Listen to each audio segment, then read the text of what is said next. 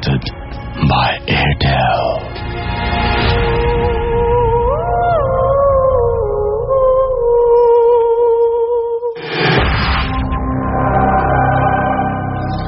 শুনছেন সবসময় রেডিও ফুর্তির সাথে আছে রাস্তাল এবং আমার সাথে আছে মাসুম। আর ঘড়িতে 11:59 বাজতেই শুরু হয়ে গেল ভূত এফএম। আর ভূত এফএম আপনাদের সবাইকে স্বাগত জানাচ্ছি। এবং আজকের ভূত এফএম হন্টেড বাই এয়ারটেল। আশা করছি আপনাদের অনেক ভালো লাগবে। যারা এসএমএস করছেন এবং এসএমএস পাঠানোর নিয়মটি এখনো জানেন না, তাদেরকে বলি যে আপনার এয়ারটেল নাম্বার থেকে অথবা অন্য যে কোনো নাম্বার থেকে আমাদের এসএমএস করুন। লিখে ফেলুন SHOUT শাউট স্পেস আপনার নাম স্পেস আপনার মেসেজ, পাঠিয়ে দিন 9840 নাম্বারে। আর যারা আজকে শোটা আনফর্চুনেটলি মিস করবেন তাদেরকেও জানিয়ে দিচ্ছি যে এয়ারটেল এম রেডিওর মাধ্যমে আপনি এই শোটি আরো একবার শুনতে পারবেন। এবং সেইটার জন্য আপনাকে যেটা করতে হবে, আপনার এয়ারটেল নাম্বার থেকে ডায়াল করুন 4040 এবং সিলেক্ট করুন চ্যানেল 22। দেখবেন যে একটার পর একটা এপিসোড আপনাকে একটার পর একটা এপিসোড শোনার অপশন দেওয়া হচ্ছে এবং সেখান থেকে আপনার পছন্দের এপিসোডটা আপনি ইচ্ছা করলেই শুনতে পারবেন। And now listeners can get the Bhoot FM tune as their caller tunes, my tunes from Airtel. Bhoot FM tune code is 92125 and you can activate it by sending a SMS. And SMS পাঠানোর নিয়মটি আমি বলছি, আপনি যদি ভূত FM এর এই টিউনটি এবং কলার টিউন হিসেবে অথবা মাই টিউন হিসেবে সেট করতে চান, তাহলে আপনার এয়ারটেল নাম্বার থেকে মেসেজ অপশনে গিয়ে টাইপ করুন CT স্পেস 92125 এবং এটা সেন্ড করুন 3123 নাম্বারে। এই হচ্ছে ঘটনা। এবং আমি যারা বললাম যে SMS পাঠাচ্ছেন তারা তো SMS পাঠাবেন এবং আপনাদেরকে অনেক থ্যাঙ্কস। অনেকটা পথ আমরা পার হয়ে এসেছি আপনাদের সঙ্গে ভূত এফএম এর সাথে। এবং এখনো পর্যন্ত আপনাদের যে পরিমাণ রেসপন্স পাই, আপনারা যে পরিমাণ ইমেল পাঠান আমাদেরকে, যে পরিমাণ SMS পাঠান, অ্যামেজিং। এবং এটা আসলে আপনাদেরকে ধন্যবাদ দিয়েও শেষ করা যাবে না। অ্যান্ড আমার মনে হয় যে আগামী যে সমস্ত শোগুলো আমরা করবো আপনাদেরকে নিয়ে, সেই শোর জন্য আপনারা অনেক অনেক ঘটনা পাঠাবেন। আমি জানিয়ে দিচ্ছি আপনাদেরকে আমাদের ইমেল অ্যাড্রেসটি। আর ইমেল অ্যাড্রেসটি হচ্ছে bhootfm@radiofurti.fm which is BHOOTFM@radioforti.fm. Anyways, আমরা প্রতি শোতেই যেভাবে আমরা শুরু করি সেরকম একটা ঘটনা দিয়ে আজকে শুরু করব। এবং এটি পাঠিয়েছেন এমন একজন যিনি আজকে এই মুহূর্তে আমাদের সাথে এখানে উপস্থিত থেকে সরাসরি আপনাদেরকে ঘটনাটা বলতে পারছেন না, বাট তিনি আমাদের ইমেল করেছেন এবং তার ইমেলটি ভালো লাগার জন্য আমি পড়ে শোনাচ্ছি। লিখছেন, হাই রাসেল ভাই, আশা করি ভালো আছেন। আমি আশিক ইমতিয়াজ খুলনার দৌলতপুর থেকে বলছি। আমি শুরু থেকেই ভূত এফএম শুনছি। এখন যে ঘটনাটি বলছি তা আমার দাদির মুখ থেকে শোনা। আমার দাদির বাবা, অর্থাৎ আমার বাবার নানা, তিনি একজন মসজিদের ইমাম ছিলেন এবং তিনি মানুষের অনেক ধরনের সমস্যার সমাধান করতেন। একদিন পাশের এক গ্রামের একটি লোক স্বাভাবিকভাবে মারা গেল, কিন্তু তারপর থেকেই শুরু হলো সমস্যা। ওই বাড়ির লোক একে একে মরতে শুরু করলো। ঘটনাটি বাবার কানে আসলো। তিনি বুঝতে পারলেন যে ওই বাড়িতে পুরুষকাল লেগেছে। তারপর তিনি ওই বাড়িতে গেলেন এবং ওই বাড়িতে 4 জন লোক জীবিত। তিনি তাদের সাথে কথা বললেন। তিনি বললেন, তোমাদের বাঁচার একটা উপায় আছে। উপায়টি এরকম, গভীর রাতে ওই বাড়ির 4 কোণায় 4টি মুয়াজ্জিন, 4 জন মুয়াজ্জিন দাঁড়িয়ে আজান দেবেন। আর ওই সময় প্রথমে যে মারা গিয়েছিল তার কবর খোঁড়া হবে। কথা মতো কবর খোঁড়া হলো এবং অবিশ্বাস্য হলেও সত্য যে লাশের গালের মধ্যে কাফনের কাপড় ছিল, অর্থাৎ মুখের মধ্যে কাফনের কাপড় ছিল, অর্থাৎ লাশটি কাফনের কাপড় খাচ্ছিল। আর আমার বাবার নানার ধারণা এই কারণেই ওই বাড়ির লোকজন একে একে মারা যাচ্ছিল। তখন বাবার নানার নির্দেশে লাশটিকে ওপরে তোলা হলো এবং সেটিকে পুনরায় গোসল ও জানাজা দিয়ে অন্য স্থানে দাফন করা হলো। তারপর থেকে ওই বাড়িতে আর কোনো সমস্যা হলো না। এই ছিল ঘটনা। এবং এরকম অসংখ্য ঘটনা আপনাদের কাছেও আছে আমি জানি। আমাদেরকে ইমেইল করুন। এবং যারা আমাদেরকে এখন SMS করছেন, দেখতে পাচ্ছি ব্ল্যাক ভূত, তিনি লিখেছেন যে তিনি ভূত এফএম পছন্দ করেন। আমাদেরকে জুলফিকার সরি, জুলফিকা লিখেছেন যে আজকে খুব ভালো লাগছে, এখন তো শুরুই হলো না। নিবিড় আমাদের নাটোর থেকে লিখেছেন যে পিকনিক শেষ করে বাসায় যাচ্ছি, গাড়িতে বসে ভূত এফএম শুনছি, ওয়াও, আমার মনে হয় অনেক এনজয় করছেন। হাদি আমাদের লিখেছেন যে হাদি আলমগীর শাহ নূর রাজশাহী থেকে লিখেছেন আমাদেরকে। শহীদ লিখেছেন, শহীদ উর্মি, আলিম, তন্নি, সামির লিখেছেন ভাই আমরা সকলে মিলে ভূত এফএম শুনছি এবং ছাদের ওপরে বসে খুব ভালো লাগছে। কামরুল আমাদেরকে লিখেছেন ভালুকা থেকে। এছাড়াও আমাদেরকে খিলক্ষেত থেকে সঞ্জিদা এসএমএস করেছেন এফ জে রাব্বি।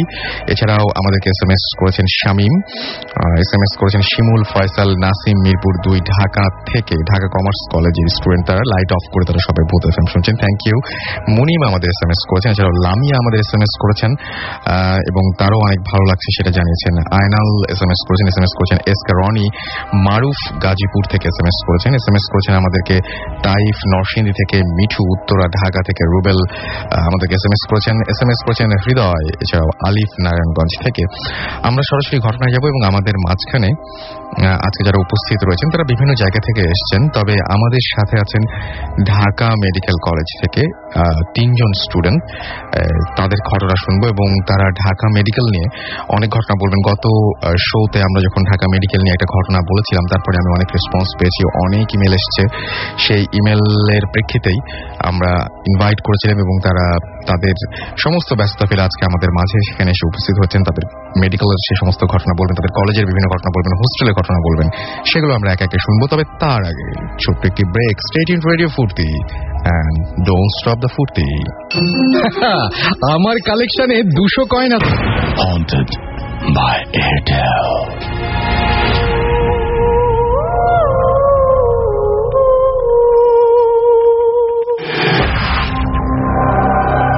শুনছেন রেডিও ফুর্তি, চলছে ভূত এফএম হন্টেড বাই এয়ারটেল। যেমন কথা তেমন কাজ। ছোট্ট একটা ব্রেকের পরে ফিরে এলাম আবারও।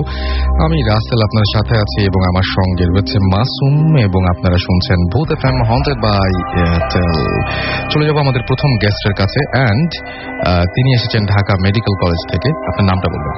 আমি ফাহাদ মুনতাসির। ওকে, ফাহাদ মুনতাসির, অনেক কষ্ট করে এসেছেন, থ্যাংক ইউ সো মাচ আমাদের সাথে জয়েন করার জন্য। সো কোন ঘটনা দিয়ে শুরু করছি আমরা? আমি আমার জীবনের প্রথম ঘটে যাওয়া একটা ঘটনা দিয়ে শুরু করবো। সেদিন আমি পড়াশোনা শেষ করছি রাত 1:30টার সময়, প্র্যাকটিক্যাল হাতে লিখতেছিলাম। তো আমি যখন ঘুমাবো, মশারি খাটানো হয়ে গেছে, এমন সময় আমার কাজিন ফোন দিলেন শ্যামলী থেকে। তো কাজিন ফোন দিয়ে বললেন যে ওনার এক কর্মচারীর হাতের উপর গাড়ির গ্লাস পড়ছে। আচ্ছা, গাড়ির গ্লাস পড়ার পরে ডেলডয়েড মাসেল, হাতে যে মাসেলটা থাকে যেখানে ইনজেকশন করা হয়, তো ডেলডয়েড মাসেল, উনি তো আর মাসেল চেনেন না, উনি বললেন যে হাত গুরুতর ভাবে আহত হয়েছে, কেটে গেছে, তো আমি এমার্জেন্সিতে পাঠালাম, তুমি একটু যাও। হ্যাঁ, ওকে। তো আমি যখন এমার্জেন্সিতে যাব, তো আমি তখন একা। তো আমার রুমমেট ছিল নাজমুল। তো নাজমুলকে বললাম যে দোস্ত চল একসাথে যাই, একটু ঘুরে আসি, দেখে আসি কি অবস্থা। নাজমুল কি আপনার সঙ্গে আছেন এই মুহূর্তে? হ্যাঁ, নাজমুল আমার সঙ্গে আছে। হ্যালো বলেন নাজমুল। Hello listeners. সো আপনি নাজমুল, রাইট? হ্যাঁ, আমি নাজমুল, ঢাকা মেডিকেল কলেজ। ওকে, ফাইন। তো আমি নাজমুলকে নিয়ে গেলাম এমার্জেন্সিতে গিয়ে দেখি তো ওই ছেলেটার হাতে অলরেডি সেলাই করা হয়ে গেছে। তারপরে সেটা ড্রেসিং করার পরে যেহেতু ডেলডয়েড মাসেলের নিচে ছিল হিউমেরাস, একটা বন্ডস, তো বন্ডসটা ভেঙে গেছিল। এই কারণে সেখানে প্লাস্টার করার দরকার ছিল। তো প্লাস্টার করা হয়ে গেলে তো ওর সাথে যে ছেলেটা আসছিল, সেই ছেলেটা ওকে বাসায় নিয়ে যায় আর কি। আচ্ছা। তো এমার্জেন্সি গেট থেকে বের হয়ে আমি নাজমুল চিন্তা করলাম যে এত রাত, শীতের রাত, তো এই সময় হসপিটালের মধ্যে দিয়ে যাব নাকি রিক্সা নিয়ে চাঙ্কারপুল দিয়ে যাব। আচ্ছা। তো হলে যাওয়ার 2টা রাস্তা, একটা হলো চাঙ্কারপুল দিয়ে যাওয়া যাবে, আর একটা হলো মেডিকেল কলেজের ভিতর দিয়ে, হসপিটালের মধ্যে, তারপর মেডিকেল কলেজ, তারপর আমাদের নিউক্লিয়ার মেডিসিন, তারপর মর্গ আছে, ওই পাশ দিয়ে যাওয়া যাবে। ওইটা আমাদের জন্য খুবই সহজ একটা রাস্তা। তো আমরা ভাবলাম যে হসপিটালের মধ্যে দিয়ে যাই, দেখি রোগীগুলো কি অবস্থায় আছে এই শীতের রাতে, তো তাদের কষ্টটা একটু হলেও আমরা আজ করতে পারবো আর কি। তো নাজমুলের সাথে শেয়ার করে 2 জন একসাথে গেলাম। তো যাইতেই হসপিটালের মধ্যে আমাদের লিফট আছে, লিফট দিয়ে 3 তলা পর্যন্ত যাওয়া। তো ওই সময় ইন্টার্নিরত এক ভাইয়া আমাদের হোস্টেলেই থাকেন।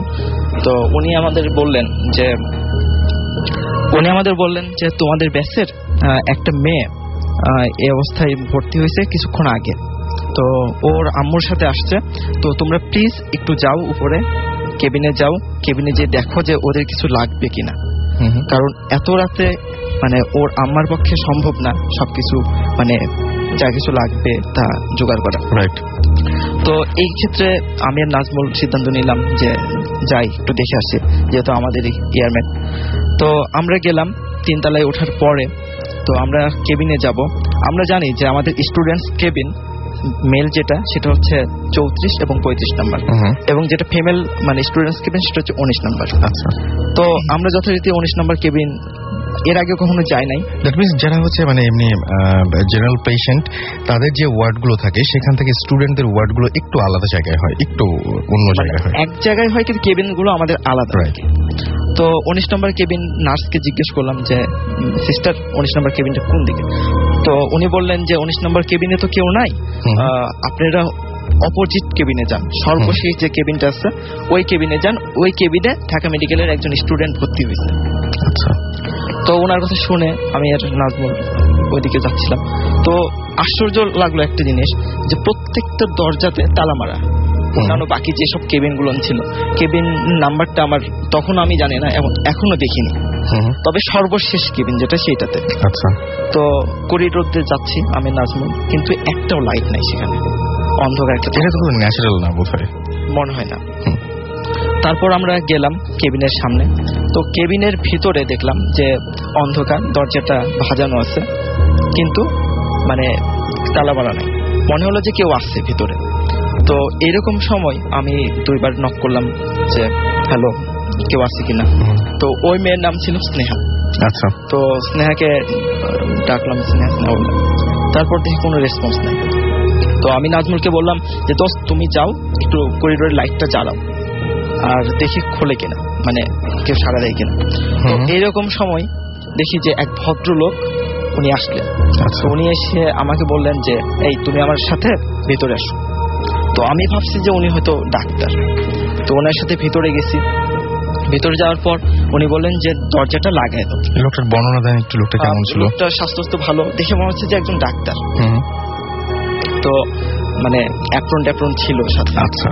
অ্যাপ্রন ছিল, এটা দেখে বুঝছি যে উনি ডাক্তার। রাইট। তো এত রাতে ডাক্তার ছাড়া তো কারো আসার কথা না। তারপর উনি বললেন যে ঘরের ভিতর অন্ধকার, তো উনি বললেন তুমি লাইটটা অন করো। তো আমি মোবাইলটা বের করলাম পকেট থেকে, বের করে মোবাইলের যে ক্ষীণ আলো সেটা দিয়ে আমি খুঁজতেছিলাম যে কোথায় বোর্ড। তো আমি যখন বোর্ডটা খুঁজতেছি এইরকম সময় আমি বেডের সাথে ধাক্কা খাই। ওখানে ধাক্কা খাওয়ার পর আমার মোবাইলটা পড়ে যায়, এবং আমি যখন আমার হাতটা পড়ে বেডের উপর তখন আমি অস্বাভাবিক কিছু জিনিস মানে অনুভব করলাম। কিরকম সেটা? সেটা হলো আমি যেটা স্পর্শ করলাম সেটা মনে হচ্ছে একটা মানুষের শরীর, কিন্তু সেটা মানে লিভিং বডি না, ডেড বডি। আর মেডিকেল টার্মে ডেড বডিকে ক্যাডেভার বলা হয়। আচ্ছা।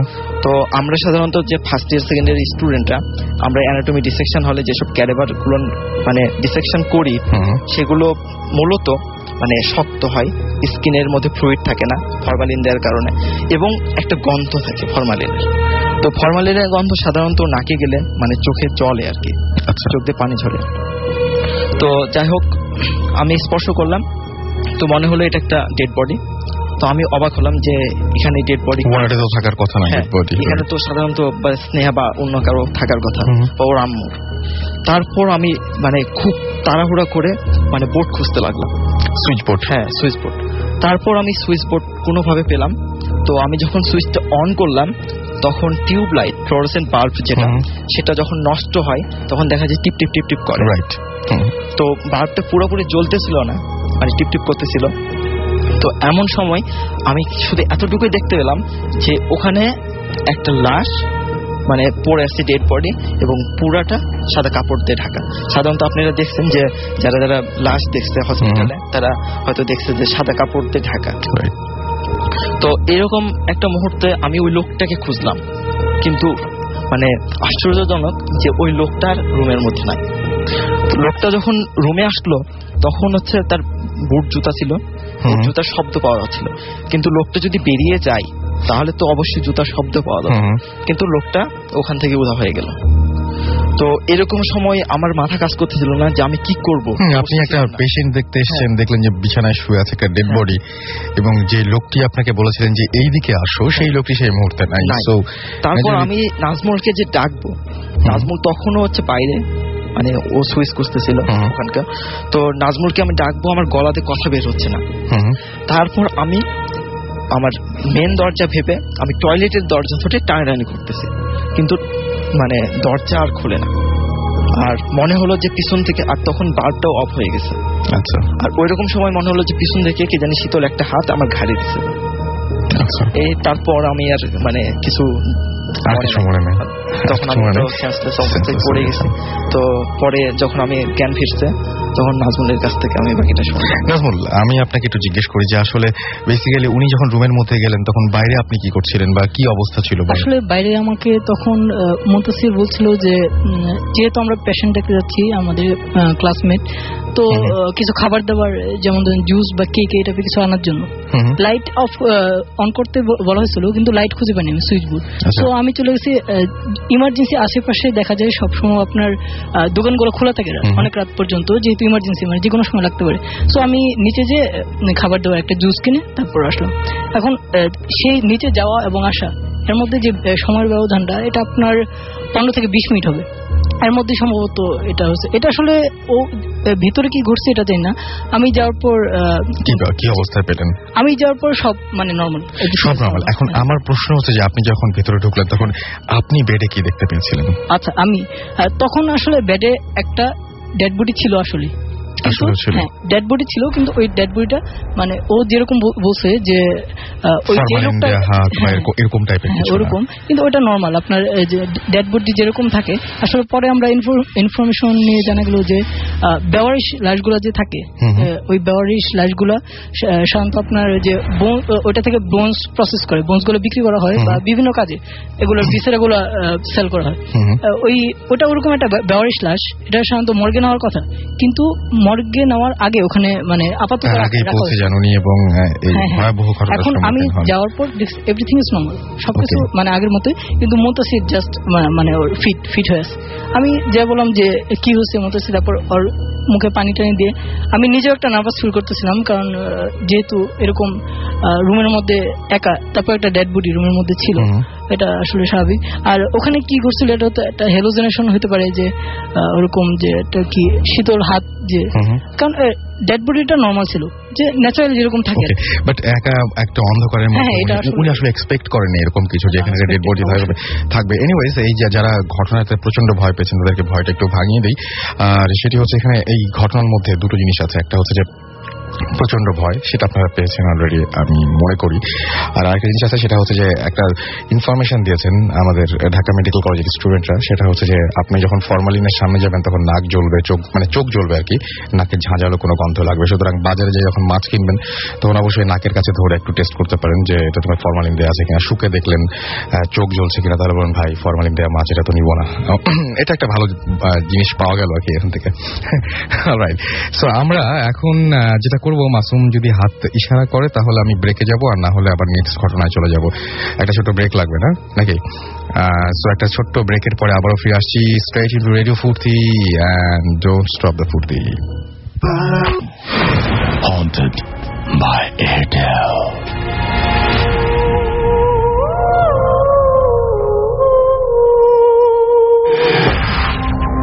শুনছেন সবসময় রেডিও ফুর্তি, চলছে ভূত এফএম হন্টেড বাই এয়ারটেল। সাথে আছে আমি রাসেল, আমার সাথে আছে মাসুম এবং আজকের অতিথিরা যারা একটার পর দারুণ দারুণ সব ঘটনা নিয়ে বসে আছেন। আমার মনে হয় যে আপনি কিছু বলতে চাচ্ছেন, বলে ফেলুন। আমার সবচেয়ে অবাক লাগছে যে মানে যে মেয়েটার কথা বলা হয়েছে যে অসুস্থ, সে কিন্তু অসুস্থ ছিল না এবং হসপিটালে সে ভর্তিও হয়। তার মানে সেই ইনফরমারটা যিনি ছিলেন, যে ইনফরমেশন দিয়েছিলেন, পরের দিন ক্লাসও করছে। যদি কেউ মেডিকেলে এরকম অবস্থায় ভর্তি হয় তাহলে সাধারণত তার ক্লাস করার কথা না। আমি জিজ্ঞেস করতে ভুলে গেছিলাম। এবং মানে রুমের যে লাইটটা আমি দেখছি যে মানে টিপ টিপ করতেছিল, সেটা যখন আমার জ্ঞান ফেরে তখন দেখি যে অটোমেটিক জ্বলতেছে। আচ্ছা, ওই মুহূর্তটা সবকিছু এলোমেলো ছিল। অলরাইট, আমাকে ঐশী খুলশি থেকে লিখেছেন যে ভূত এফএম শোনার জন্য প্রতি ফ্রাইডে ওয়েট করি। আমাকে লিখেছেন তপন ফ্রম ড্রেমরা যে ভূত এফএম অনেক ভালো লাগছে। লাবণ্য আমাকে লিখেছেন ময়মনসিং থেকে, আমি ভাইয়া আম্মু একসাথে ভূত এফএম শুনছি। ইমরান, অন্তর, মৃদুল, জনি, এরা সবাই রেডি। অ্যান্ড আলমগীর ময়মনসিং থেকে লিখেছেন যে আমরা সবাই ভূত এফএম শুনছি। নাবিলা আমাদেরকে SMS করেছেন এবং নাবিলাও এই মুহূর্তে আমাদের সঙ্গে রয়েছেন। আমাদের সঙ্গে রয়েছেন সপ্তিক হরিয়ান থেকে এবং আমাদের সাথে আছেন মাহি ফ্রম খুলনা ফুলবাড়িঘাট। আমাদের সাথে জহির আছেন কালীগঞ্জ থেকে, এছাড়াও অনন্ত আছেন আমাদের সঙ্গে ফরিদাবাদ থেকে, এছাড়াও জুবায়ের এবং জুনায়েদ দুজনেই রয়েছেন। রনি এবং মিল্টন রয়েছেন। রাজীব দাস সিলেট থেকে আমাদের সঙ্গে রয়েছেন। কল্যাণ রয়েছেন কাতিপাড়া থেকে। পারভেজ মানিকগঞ্জ থেকে। SK রনি আমাদের সঙ্গে রয়েছেন, SMS করেছেন বেশ কিছু এবং আমাদের সাথে SMS করেছেন আমাদেরকে সাব্বির ইসলাম। এছাড়াও আমাদেরকে SMS করেছেন শুভ্র পটুয়াখালী থেকে, অনেক দূর থেকে SMS করেছেন। এছাড়াও আমাদেরকে SMS করেছেন mister Akbar, Shafiq and DVD ভূত সহ আরো অনেকে। আর যারা ঢাকা স্টুডেন্টে এখন ঢাকা ইউনিভার্সিটিতে এখন স্টুডেন্ট এবং যারা বিভিন্ন মেডিকেল কলেজের স্টুডেন্ট, তাদের কাছে অনেক ঘটনাগুলো ভালো লাগবে, অনেকে রিলেট করতে পারবেন এবং অনেকে নিশ্চয়ই রেসপন্স করবেন, আমি সেটা আশা করবো। যারা আমাদেরকে SMS করতে চাচ্ছেন কিন্তু SMS করতে পারছেন না, তাদেরকে বলি যে আপনার এয়ারটেল নাম্বার থেকে বা অন্য যে কোনো নাম্বার থেকে টাইপ করুন SHOUT শাউট স্পেস আপনার নাম স্পেস আপনার মেসেজ পাঠিয়ে দিন 9840 নাম্বারে। আমি চলে যাচ্ছি পরবর্তী ঘটনায় এবং এই ঘটনাটিও এমন একজন পাঠিয়েছেন যিনি এই মুহূর্তে আমাদের সাথে রেডিও ফুর্তিতে এসে জয়েন করতে পারেননি, বাট তিনি হয়তো এই মুহূর্তে আমাদের শুনছেন এবং আমাদেরকে ইমেল পাঠিয়েছেন। ইমেলটি ভালো লেগেছে বলেই পড়ছি। আমাদেরকে লিখেছেন, রাসেল ভাই প্লিজ আজই আমার ঘটনাটি পড়ে শোনান। এটা না পড়লে আর ঘটনা পাঠাবো না, কারণ এটি আমার জীবনের শ্রেষ্ঠ ঘটনা। আমার নাম আনোয়ার হোসেন, আমার ঠিকানা মামুন স্মৃতি পাবলিক স্কুল জামালপুর এবং তারপরে তিনি মোবাইল নাম্বার দিয়েছেন। আচ্ছা, লিখেছেন আমার ঘটনা একটু ধার্মিক প্রকৃতির। তাই গত রমজানে আমরা কয়েকজন মিলে 10 দিনের জন্য মসজিদে ইত্তেকাফে ছিলাম। আমাদের সাথে ছিলেন আমাদের এক দাদা। যাই হোক, আমাদের মসজিদের হুজুর হলেন একজন হাফেজ। 25শে রমজানের রাতে যখন তিনি তারাবিহ পড়াতে চলে যাচ্ছিলেন, তখন আমরা তাকে অনুরোধ করলাম যে তিনি যেন আমাদের সাথে রাতে থাকেন। তিনি আমাদের কথা মেনে নিলেন এবং আমাদের সাথে থাকতে রাজি হলেন। রাতে খাওয়া দাওয়া করার পর আমরা তাকে বললাম তিনি যেন আমাদেরকে তার বাস্তব জীবনের কিছু ঘটনা বলেন। তো তিনি বললেন আচ্ছা ঠিক আছে, তার ঘটনাটি আমি নিজের তার ভাষায় লিখছি। আমরা তখন হাফেজি পড়ছি এক মাদ্রাসায়। সঙ্গত কারণে আমি মাদ্রাসা এবং এলাকার নাম বলবো না। তো দিন ভালোই চলছিল। ওই এলাকার একটি রীতি ছিল, কোনো বাড়িতে যদি কোনো লোক মারা যায় তবে ওই মৃত লোকের বাড়ি থেকে যে কোনো একজন হাফেজকে এক নাগারে 40 দিন খাবার সরবরাহ করা হতো। তাই যদি কোনো লোক মারা যেত তবে ওই মাদ্রাসা থেকে একজন হাফেজ মৃত লোকের বাড়িতে 40 দিন 3 বেলা খেতে যেত। হঠাৎ ওই মাদ্রাসায় একজন নতুন ছাত্রের আগমন ঘটল, কিন্তু ঘটনাক্রমে তাকে জায়গির অর্থাৎ লজিং নেয়ার মতো কোনো লোক পাওয়া গেল না। তাই সে বাধ্য হয়ে প্রথম দিন কোনোভাবে অন্য ছাত্রদের কাছ থেকে খাবার খেল। সবচেয়ে আশ্চর্যজনক ব্যাপার হলো তার পরের দিনই ওই এলাকায় একজন লোক মারা গেল। ফলে 40 দিনের জন্য নতুন ছাত্রটির খাওয়া দাওয়ার ব্যবস্থা হয়ে যায়। 40 দিন চলে গেলেও তার লজিং এর কোনো ব্যবস্থা হলো না। তার পরের দিনই অর্থাৎ 41 দিনের মাথায় আরেকজন লোক মারা যায়। ফলে আবারও 40 দিনের জন্য থাকা খাওয়ার ব্যবস্থা হয়ে গেল, আবারও লজিং এর ব্যবস্থা হলো এবং আবারও 41 দিনের মাথায় আরেকজন লোক মারা যায়। এভাবে ওই এলাকায় পর্যায়ক্রমে 7 জন লোক মারা গেল, অর্থাৎ প্রায় 9 মাসের মতো অতিবাহিত হলো। এই অবস্থায় ওই মাদ্রাসার সুপার অর্থাৎ প্রধান হুজুর একটি স্বপ্ন দেখলেন। স্বপ্নে তিনি দেখলেন যে একটি কণ্ঠ তাকে বলছে যে আপনাদের মাদ্রাসায় যে নতুন ছেলেটি এসেছে সে ভবিষ্যতে একজন মানে সেই রকম ধরনের একজন ইমানদার একজন বা বিশেষ কেউ একজন আর কি। তিনি বলছেন যে এভাবে তার এই জন্যই মানে আল্লাহ তার খাওয়া দাওয়ার ব্যবস্থা করছেন। পরের দিন সকালে ওই সুপার এলাকার চেয়ারম্যান এবং গণ্যমান্য লোকদের ডেকে ওই ছেলেটির লজিং এর ব্যবস্থা করেন এবং সমস্ত ব্যাপারটি সবার কাছে লুকিয়ে রাখেন। পরে তিনি ওই ছাত্রটিকে ডেকে তাকে পরীক্ষা করেন এবং ঘটনার সত্যতা প্রমাণিত হয়। পরে তিনি সব ছাত্রদের কাছে ঘটনাটি খুলে বলেন এবং ওই ছাত্রটিকে মাদ্রাসার সুপার নিযুক্ত করেন। আশ্চর্য হলেও সত্য, পরবর্তী 2 বছরে ওই এলাকায় আর একটি লোকও মারা যায়নি। এই ছিল হুজুরের ঘটনা। পরের দিন সকালে ফজর নামাজ পড়তে তিনি চলে যান। তারপর আমাদের যা ঘটে তা 29 রমজানের রাতে। বলে রাখি, নিয়ম হলো যারা ইত্তেকাফে থাকবে তারা বিজোড় রাত্রিতে ইবাদতে কাটাবে। তাই আমরা সবাই সেদিন নামাজ কালাম পড়ে 12:30টায় ঘুমাতে যাই এবং আমাদের সাথে যে যার দাদাটি ছিলেন তিনি অনেক পরহেজগার। তো তিনি শোবার আগে প্রতিদিনের মতো দোয়া কালাম পড়ে মসজিদের দরজা ভালো করে খিল দিয়ে বন্ধ করলেন। সবাই শুয়ে পড়ল, তবুও আমরা ঘুমালাম না, বরং না ঘুমিয়ে তাসবিহ তেলাওয়াত করছিলাম। পুরো মসজিদে পিন পতন নীরবতা। এমন সময় হঠাৎ করে ঠাস করে একটা শব্দ, মসজিদের দরজা খুলে গেল। বাইরে লাইট জ্বালানো ছিল। লাইটের আলোয় আমরা দেখতে পেলাম অনেকগুলো ছোট ছোট কি যেন মসজিদে ঢুকছে। আমাদের কারো সাহস হলো না দরজা বন্ধ করে আসার।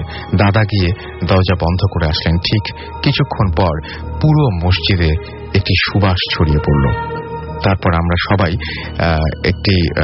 সবাই একসাথে অনেক মানে কি বলবো কালাম পড়ার শব্দ শুনতে পেলাম এবং অনেকক্ষণ পর গুঞ্জন থামলো। এবারও দরজা খুলে গেল, কিন্তু কোনো শব্দ হলো না। এবার আমরা স্পষ্ট দেখলাম অনেকগুলো ব্যাঙ বেরিয়ে গেল মসজিদ থেকে। তারপর আমরা সবাই উঠে পড়লাম এবং লাইট জ্বালালাম। দেখলাম 3টা বাজে। একটু পর আমাদের সবার বাড়ি থেকে খাবার এলো এবং সবাই সেহরি খেলাম। পরে দাদা আমাদের বললেন ওগুলো জিন ছিল। এই ছিল আমার ঘটনা এবং তিনি এই ঘটনাটি পড়তে অনুরোধ করেছেন। আমি ঘটনাটি পড়ে ফেললাম। আশা করছি আপনাদের ভালো লেগেছে। আর যারা ঘটনা পাঠাতে চান এরকম ভাবে এবং স্টুডিওতে উপস্থিত থাকতে চান নেক্সট ভূত এফএমে আমাদের সঙ্গে, তারা আমাদেরকে ইমেইল করুন এবং ইমেইলে অবশ্যই যে ঘটনাটি যেটা সত্যি আপনার জীবনে ঘটেছে সেরকম ঘটনাই পাঠাবেন এবং মন গড়া যেটা আপনি নিজেরই বিশ্বাস হয় না সেরকম কোনো ঘটনা ইনশাআল্লাহ আপনারা পাঠাবেন না। আপনাদেরকে আরো একবার অ্যাড্রেসটি জানিয়ে দিই, bhutfm@radiofurti.fm, which is BHOOTFM@radioforti.fm এবং অবশ্যই নাম, ঠিকানা ও ফোন নাম্বার সহ আপনাদের ঘটনাগুলো পাঠাতে হবে। উল্লেখ করতে হবে যে আপনি আসলে কি চান। আপনি কি চান যে এই ঘটনাটি আমরা পড়ে শোনাই, নাকি আপনি চান যে আপনি নিজে সেখানে উপস্থিত থেকে এই ঘটনাটি বলবেন। আর যারা দেশের বাইরে থেকে আমাদের শো শুনছেন তাদেরকে বলি যে অবশ্যই আপনারা সবচাইতে ভালো হয় যদি আপনারা আপনাদের ফাইলগুলো, আপনাদের যে ঘটনাটা সেই ঘটনাটা রেকর্ড করে সেই অডিও ফাইলগুলো আমাদের কাছে পাঠিয়ে দিন। দেশের ভেতরেও যারা বিভিন্ন শহরে আছেন এবং ভূত এফএম শুনছেন তারাও একইভাবে আমাদেরকে ঘটনা পাঠাতে পারেন। চলে যাব আবারও নেক্সট ঘটনায় এবং আমাদের সঙ্গে আরো একজন গেস্ট রয়েছেন, তার ঘটনায় আমরা চলে যাই। লিসনার, আমি টরি নয়াপল্টন থেকে। আমি আমার ছোট খালার সাথে একটা ঘটনা বলতে যাচ্ছি এবং আপনার সঙ্গে আপনার হাজবেন্ড রয়েছেন, তার সাথে একটু কথা বলে ফেলি আমরা। সো আপনার নামটা একটু বলবেন প্লিজ। আমার নাম শেখ রাসেল হোসেন প্রিন্স। ওকে, আমি নয়াপল্টন থেকে আসছি। সো শুরু করি আমরা। হ্যাঁ, এটা প্রায় 1974-এর দিকের ঘটনা। আমার খালামণি তখন এজ 9 ইয়ার্স। তো একদিন সন্ধ্যায় তিনি কোনো কাজ করতে বা কোনো একটা কিছুর জন্য উঠোনের দরজায় যায়। তো দরজার সামনে হঠাৎ একটা কালো বিড়াল তার পায়ের উপর দিয়ে যেতে চায় এন্ড সে বিড়ালটাকে মানে পায়ের উপর দিয়ে যাওয়ার কারণে লাঠি মেরে সরানোর জন্য লাঠি দেয়। তো ওটা অ্যাকচুয়ালি বিড়াল ছিল না, একটা জিন ছিল। তো তারপর দেখা গেল সেই জিনটা তৎক্ষণাৎ আন্টিকে তার সাথে নিয়ে যায় এবং আন্টির জায়গায় একটা পরীকে তার আন্টির রূপে আমাদের নানুর বাসায় রেখে দেয়। তো সন্ধ্যার কিছুক্ষণ পরে সবাই যখন রাতের খাবার খেতে বসলো, দেখা গেল ওই জিনটা সবকিছু সে একাই খেয়ে ফেললো এবং সবাই তখন বসেই ছিল। তারপর সে আরো খেতে চাইত। তখন নানু আরো রান্না বান্না করলো, সে আবার সবারটা খেয়ে ফেললো। তো খাওয়ার পরে দেখা গেল যে নানু তখন ফিল করতেছে যে না, এটা অ্যাকচুয়ালি এরকম একটা বাচ্চা এতগুলো খাইতে পারে না, হয়তো পারে এটা অন্য কিছু। তো নানুর একটা ভাই ছিল, তো তাকে দেখানো হয় বাসায় মামাকে। তো নানা এসে বাসায় এসে আসার পরে বলে যে আচ্ছা ঠিক আছে, এরকম যখন হচ্ছে আমি তাহলে একটা হুজুরকে ডেকে নিয়ে আসি। একটা হুজুরকে ডেকে নিয়ে আসে, তখন সে এসে দেখার পর বললো যে হ্যাঁ এটা কিছু একটা হয়েছে, তো আপনারা কালকে আসরের নামাজের পরে আমার সাথে আসেন, আমি আপনাদেরকে তার কাছে নিয়ে যেতে হবে। আচ্ছা ওকে, হ্যাঁ একটা হুজুরের কাছে নিয়ে যাব, উনি আমার চাইতে বেটার বুঝবে কি হয়েছে, তো আপনারা কালকে আসর নামাজের পরে আমার সাথে যাবেন। তো নেক্সট ডে আসর নামাজের পরে সবাই আসলো, সেই নানাটা আসলো, নানার সাথে তার একটা ফ্রেন্ডকে নিয়ে আসছিল। তো দেখা গেল যে তাকে যখন যেতে বলা হচ্ছে সে যাবে না, সে যেতে চাইলো না বলে চুপ করে বসেছিল। তো তাকে ভাবলো যে কুলে করে উঠে নিয়ে যাবে, এত তার ওয়েট বেড়ে গেছিল তাকে কুলে উঠাতে পারতেছিল না, তারা 2-3 মিলে নিতে পারতেছিল না। তখন চিন্তা করলো যে রিক্সা দিয়ে তো তাকে নিয়ে যাওয়া যাবে না, তখন একটা ভ্যান নিয়ে আসলো। ভ্যান নিয়ে এসে দেখা গেল ওই ভ্যানের ড্রাইভার আরো 2-3 জন, টোটাল 4-5 জন মিলে তাকে উঠিয়ে ভ্যানে বেঁধে নিয়ে যাওয়া শুরু করলো। তো ভ্যান দিয়ে যখন নিয়ে যাচ্ছিল রাস্তায় তখন কিছু ঘটনা ঘটে। কিছু দূর যাওয়ার পরে ভ্যানটার এগোচ্ছিল না সামনের দিকে, ওয়েটের কারণে বা অন্য কোনো কারণে। হ্যাঁ ওটা তখন প্রচন্ড ওয়েট গেইন করে, মানে ভার হয়ে যায়, কোনোভাবেই যাচ্ছিল না। তখন নানু আয়াতুল কুরসি পড়া স্টার্ট করে এবং বিভিন্ন দোয়াটা পড়তে থাকে, জিকির করতে থাকে সবাই, তখন ওটা আস্তে আস্তে যায়। তারপর তারা অনেক কষ্টের পরে সেই হুজুরের ওখানে পৌঁছায়, যে দেখে যেই হুজুরের কাছে তারা গেছে সেই হুজুর অন্য মানে কোনো এক কাজে অন্য কোথাও গেছে, সে ছিল না তখন তার প্লেসে। তো ওনার সাগরেদ টাগরেদ ছিল আরো, তারা মানে হুজুরের কাছে শিখতো। তো তখন তারা বলল যে আপনি যা যা করার মানে দোয়া টোয়া পড়া, তাবিজ টাবিজ দিয়েছে, মানে মোটামুটি যা যা করার দরকার ছিল তারা করে দিয়েছে যতটুকু পারতো। আর বলছে যে হ্যাঁ বড় হুজুর কালকে বা পরশু চলে আসবে, আপনারা তাহলে তখন আসেন, তখন দেখাতে পারবেন, আর আপাতত আমি যা করেছি এনাফ। তো বাসে যাওয়ার পরে দেখলো যে হ্যাঁ ওকে এনাফ, তো অবশ্যই এটা তেমন ডিস্টার্ব কিছু করতো না, চুপচাপ সে তার মতো ধ্যান ধরে বসে থাকতো, নড়াচড়া করতো না, কথা টথাও বলতো না কারোর সাথে, শুধু খাওয়ার সময় খেতে চাইতো, আর একটু পরপর তার খিদে পেতো, অনেক বেশি বেশি খেতে চাইতো। আর দেখা যেত মাঝে মধ্যে রাতের বেলা সে চলে যেতে চাইতো, বাইরে যেতে চাইতো। তা এত রাতে একটা মেয়েকে বাইরে যেতে দেওয়া যায় না, তো সেজন্য আর কি তাকে বাইরে যেতে দেওয়া হতো না। তখন নেক্সট ডেতে নানা গেল সেই বড় হুজুরের খোঁজ নিতে যে সে ফিরছে কিনা, যে দেখে যে সে তখনও ব্যাক করে নাই। তো ব্যাক করে নাই, এখন কি করার, গেল বাসে ব্যাক করলো। ব্যাক করার পরে এখন অন্য হুজুর তো দেখাতে হবে, এভাবে তো বসে থাকা যাবে না। তো আরো অন্য যে কয় জায়গায় হুজুর যোগাযোগ করে পাওয়া গেছে সবাইকে আনা হয়েছে। তো 2-3 জনের পরে একজন বলছে যে এইটা অ্যাকচুয়ালি আপনাদের মেয়ে না, এটা জিন একটা আপনার মেয়ের রূপে রেখে গেছে, আপনি যদি ওকে পাহারা দিয়ে না রাখেন, কোনোভাবে যদি ও এখান থেকে স্কেপ করে, দেন আপনার মেয়েকে আর ওরা ব্যাক করবে না। আচ্ছা। তো দেখা গেল তখন সবাই মিলে ওটাকে একের পর এক পাহারা দিয়ে দিয়ে রাখতো, কেউ রাতে ঘুমাতো, কেউ জেগে থাকতো, এরকম করে ওটাকে 24 ঘন্টায় পাহারা দিয়ে রাখতো। আর ওর যত ফরমাইশ ছিল ওগুলা পূরণ করা হতো, যেমন খাওয়া দাওয়া যা সে খেতে চাইতো। তারপর এরকম প্রায় প্রতিদিনই ওই হুজুরের খোঁজ নিতে যাওয়া হতো, কারণ অন্য কোনো হুজুর কিছু করতে পারতেছিল না। তো খোঁজ নিতে যাওয়া হতো, হুজুর আসে না। সেই 14-15 দিন পরে দেখা যায় যে হুজুর একদিন নিজেই আমাদের নানু বাসায় চলে আসে এবং এসে বলে যে কি ব্যাপার, কি হয়েছে, আমি শুনলাম আপনারা আমাকে অনেক খোঁজ করতেছেন, এই জন্য আমি নিজেই এখানে চলে আসলাম। তারপরে তো উনি দেখলো, দেখার পরে উনি তার যা যা করার দরকার এই জন্য কিছু জিনিসপত্র চাইলো। তো ওগুলা নিয়ে আসছিল, জিনিসগুলো ছিল মার্কিন কাপড়, আগরবাতি, চাল, তারপর এরকম টাইপের ডিফারেন্ট ডিফারেন্ট স্টাফ, আমি শিওর মানে মনে করতে পারতেছি না কি ছিল। তো ওগুলা নিয়ে আসলো, সবকিছু নিয়ে আসার পরে হুজুর সন্ধ্যার নামাজ, মাগরিবের নামাজ শেষ করে তারপরে সে তার মতো বসলো, বসে দোয়া পড়লো, পড়ার পরে অনেক কিছু করলো, করার পরে যেই জিনটাকে লাথি মারা হয়েছিল সেই জিনটাকে সে নিয়ে আসে। আমি একটা জিনিস ভুলে গেছি যে জিন যাকে লাথি মারা হয়েছিল ওরা ছিল 1 ভাই 7 বোন, এন্ড আমার আম্মুরাও সেম 7 বোন 1 ভাই ছিল। তো জিনটা আসে ওখানে, আসার পরে তার সাথে কথা বলা হয় কেন এরকম হয়েছে বা কি। তখন সে বলে যে আমাকে এরকম লাথি মারছে, তার জন্য আমি ওকে নিয়ে গেছি, বাট ওকে আমার খুব পছন্দ হয়েছে, ও আমার কাছে আছে, আমি ওকে বিয়ে করব, আমি ওকে দিব না। আচ্ছা, এটা সে মানে ক্লিয়ার বলে দেয়।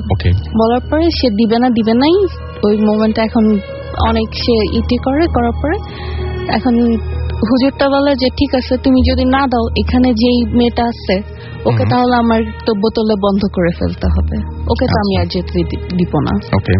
তো এটা বলার পরে ওই যে পরীটা আন্টির রূপে আমাদের বাসায় ছিল, ওটা হচ্ছিল ওই জিনটার বোন। এখন জিনটার কি করবে, তখন চিন্তা করলো যে ঠিক আছে, তো একটা সে তার কন্ডিশন দিল। কন্ডিশন দেওয়ার পরে সে রাজি হলো যে ঠিক আছে, আপনারা আমার বোনকে ফেরত দিবেন, আর আমার কন্ডিশন হচ্ছে আমাকে প্রায় 20 মণ মিষ্টি দিতে হবে, যেটা একদম খাঁটি হবে। তো আমাকে 3টা গরু আর 11টা খাসি, একটা সে তার তিতাস নদী পার দিয়ে গেলে একটা জঙ্গল আছে, ওখানে একটা গাব গাছ আছে, ওই গাছের নিচে সবকিছু রেখে আসতে বলে। আচ্ছা, তো তখন নানুদের সেরকম অ্যাবিলিটি ছিল না এত কিছু দেওয়ার মতো। তো হুজুর ওটা নিয়ে অনেক বার্গেন করার পরে তারপরে সে 1 মণ অথবা 2 মণ মিষ্টি আর একটা খাসিতে বা 3টা খাসি, 3টা খাসি আর 2 মণ মিষ্টি, এরকম কিছুতে একটা সে আসে মিড পয়েন্টে যে ঠিক আছে, আমাকে এগুলো দিলে আমি দিয়ে দিব। তখন নানু কেয়ার করার নিয়ে গেল পরের দিন সে যেখানে বলে। তো নিয়ে যাওয়ার আগে হুজুর তাকে বলে যে তুমি যে ওখানে যাচ্ছ, ওখান থেকে তোমাকে ব্যাক সাইড থেকে বিভিন্ন ভাবে আওয়াজ করে তোমাকে ডাকবে, অনেক কিছু বলে ডাকার চেষ্টা করবে, তোমার হয়তো মেয়ে ছেলেদের আওয়াজেও ডাকবে, কিন্তু তুমি যদি ব্যাক সাইডে দেখো, পিছন ঘুরে তাকাও, তাহলে তুমি ওখান থেকে আর আসতে পারবে না। আচ্ছা, তারপর নানু পরের দিন ওখানে রেখে আসে গাব গাছের নিচে, যায় সে একাই নিয়ে সবকিছু। যাওয়ার পরে ওখানে রেখে আসার পরে নানুকে ব্যাক সাইড থেকে বিড়াল, বাঘ, তারপর কুকুর, ইভেন আম্মু আন্টি এরকম ওনাদের আওয়াজে অনেক কিছু হয়ে ডাকছে। তারপরে সাপটাপ অনেক কিছু হয়ে ভয় দেখাচ্ছে, কিন্তু নানু কোনো কিছুতেই পিছন ঘুরে তাকায়নি, সে তার মতো সোজা স্ট্রেট চলে আসছে। তো আসার পরে তারা আন্টিকে সেদিন সন্ধ্যায় বাসায় দিয়ে গেছে, যে দরজা থেকে নিয়ে গেছে ওখানেই সেন্সলেস আন্টিকে পাওয়া গেছে। এন্ড আমাদের বাসায় যেটা ছিল ওইটা আমাদের পাশে একটা পুকুরের দরজা ছিল, ওই দরজা দিয়ে ওখান থেকে ভ্যানিশ হয়ে যায়। ওকে, এই ছিল ঘটনা। হ্যাঁ, এই ছিল ঘটনা। অলরাইট, সুতরাং এই ছিল ঘটনা। এবং আমরা মানে গতবার এরকম একটা ঘটনা শুনেছিলাম এবং অনেকের কাছে বিশ্বাস করেছিলেন, অনেকে অবিশ্বাস করেছিলেন, কিন্তু এরকম ঘটনা অহরহ আমি এরপরেও আপনাদের কাছ থেকে পেয়েছি। আমি একটু আপনার সাথে কথা বলি যে আপনি যে ঘটনাটা শুনলেন, আপনারও বোধহয় একটা ঘটনা রয়েছে না? জি, আপনারা দুজনেরই একসঙ্গে। এটা আপনাদের বিয়ের পরের ঘটনা নিশ্চয়ই। কত বছর আগে হবে এটা? এটা প্রায় 2003 ঘটনা। কোথায় ঘটেছিল এটা? এটা ক্যালকাটায়, হাওড়া ডিস্ট্রিক্ট আমতা। আমরা একটু ছোট্ট করে শুনি ঘটনাটা ছোট্ট করে বলি। তো খুব রাত, মানে রাত তখন 3টা বাজে এরকম। তো ও হঠাৎ টয়লেটে যেতে যাচ্ছিল। তো আমাদের গ্রামের প্রবলেমটা ছিল যে কোনো কারেন্ট ছিল না, ইলেকট্রিক সাপ্লাই ছিল না। তো সেখানে কুপি টাইপের হারিকেন, যেটা ওইরকম ছোট ছোট কুপির মতো থাকতো, হারিকেন টাইপের। তো প্রতিটা ঘরে ওইরকম ছিল। তো ওই রাত্রেবেলা ঘুমানোর সময় কি হতো, মানে কুপিটা বাড়ানো যেত আবার কমানো যেত। তো রাত্রেবেলা ঘুমানোর সময় কমিয়ে ঘুমাতাম। তখন হঠাৎ বলতেছে আমি তো একটু টয়লেটে যাবো, তুমি তো আমার সাথে চলো। তখন ওকে আমি বললাম যে কি তুমি একা যাও, এটা কি তো সম্ভব না, এত রাত্রেবেলা এই গ্রামের মধ্যে এত অন্ধকার, আমি কিভাবে যাবো, তুমি আমার সাথে আসো। তো আমরা দুজন নিচে নামলাম।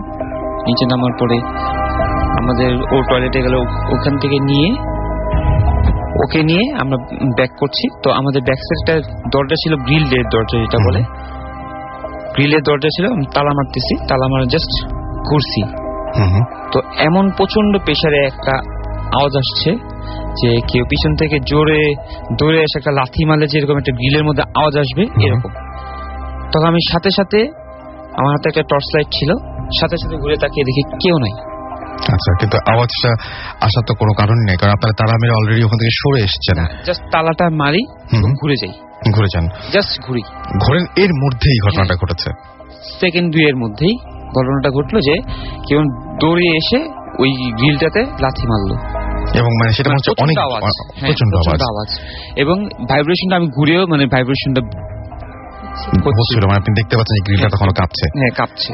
ওকে, তো আমি সাথে সাথে টর্চ লাইট নিয়ে এইখানে ওইখানে দেখছি, তো অনেক দূরে প্রায় 30 থেকে 40 গজ ডিস্টেন্সে একটা কুকুর বসে আছে, জাস্ট এই। তো আমার ঘটনাটা হলো, তখন আমি ওকে বলিনি, প্রায় 4-5 বছর পরে আমি ওকে এই ঘটনাটা বলছি। তো আমাকে জিজ্ঞেস করতেছে কি হলো এটা ঘটনাটা, আমার কিছুই না, কুকুরটাই এসে হয়তো বা বাড়ি টাড়ি দিছে।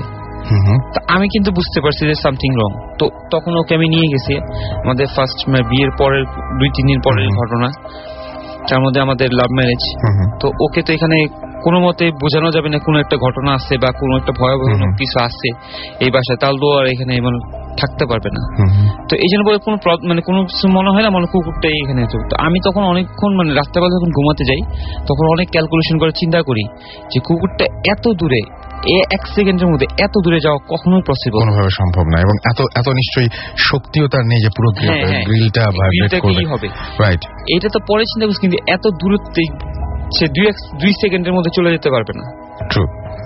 সো এই ছিল ঘটনা। এবং আমি দেখতে পাচ্ছি এর মধ্যে অনেকগুলো SMS চলেছে। রনি চিটং থেকে লিখেছেন যে আমি আর মায়া একসাথে ভূত এফএম শুনছি। রেজা লিখেছেন আমাদেরকে সিলেট থেকে যে রাসেল ভাই, আমি আমার ছোট ভাগ্নি আনিশা, ইশাত, অসীন, আবির, তারপরে মিশি, সবাই মিলে ভূত এফএম একসাথে শুনছেন। বন্যভূত আমাদের SMS করেছেন। এছাড়া আমাদের SMS করেছেন শিমুল, অর্থহীন ছেলে আমাদের SMS করেছেন।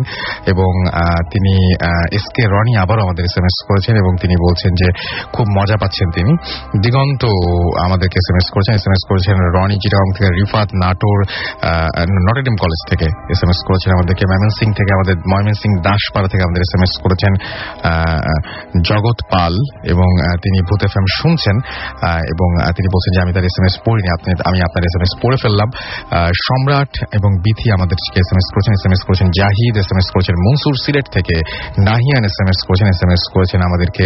এছাড়াও দেখতে পাচ্ছি বাঁধন চিটাগং থেকে এবং তিনি বলছেন যে রাসেল ভাই, আমি এবং আমার হাজব্যান্ড, আমার ছেলে অন্তর সবাই মিলে ভূত এফএম শুনছি। আমাদেরকে মিলিয়াত কক্সবাজার থেকে SMS করেছেন যে রাসেল ব্রো, আচ্ছা তিনি জুজুর ঘটনাটা শুনতেছেন। আমি ট্রাই করব খুব দ্রুত জুজুর এপিসোডটা রিপিট করার। আমি একটা ভালো দিন খুঁজছি, ইনশাআল্লাহ খুব দ্রুতই সেটা হবে। মামুন আমাদের SMS করেছেন, মামুন, হৃদয়, তারপরে মাসুম, ইমরান, এরা সবাই আমাদের SMS করেছেন হাতিমারা থেকে।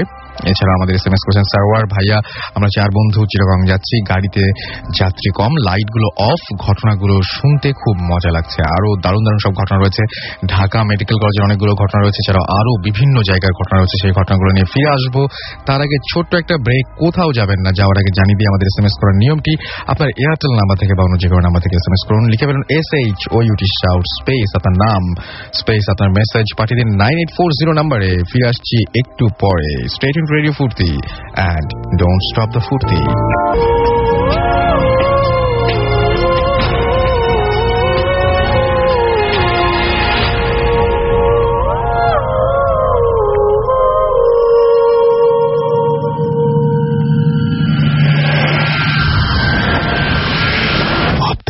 FM haunted by Airtel.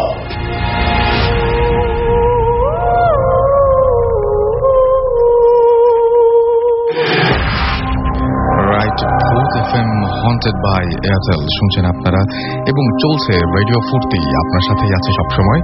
আর এই মুহূর্তে আমি রাসেল আছি, আপনার সাথে আছে মাসুম এবং আমাদের সাথে আজকের অতিথিরা। ব্রেকের আগে বলে গিয়েছিলাম যে ফিরে এসে আরো কিছু ঘটনা শোনাবো এবং সেই ঘটনাগুলো আমাদের যে সমস্ত অতিথিরা আছেন তারাই আপনাদেরকে বলবেন। তারা কিছু SMS পড়ে ফেলি। আমাদেরকে জানুয়ারি ভূত SMS করেছেন ময়মনসিং থেকে। এছাড়া আমাদের SMS করেছেন মনিরুজ্জামান ময়মনসিং ক্যান্টনমেন্ট থেকে, তিনি প্রোগ্রাম এনজয় করছেন। হৃদয় চট্টগ্রাম থেকে। এছাড়াও আমাদেরকে SMS করেছেন স্বাধীন বাগেরহাট থেকে।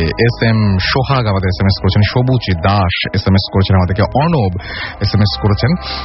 এছাড়াও আমাদের SMS করেছেন শান্ত আমাদেরকে এসএমএস করেছেন মরহুম সৌরভ, গ্রেভিয়ার্ড ময়মনসিং থেকে।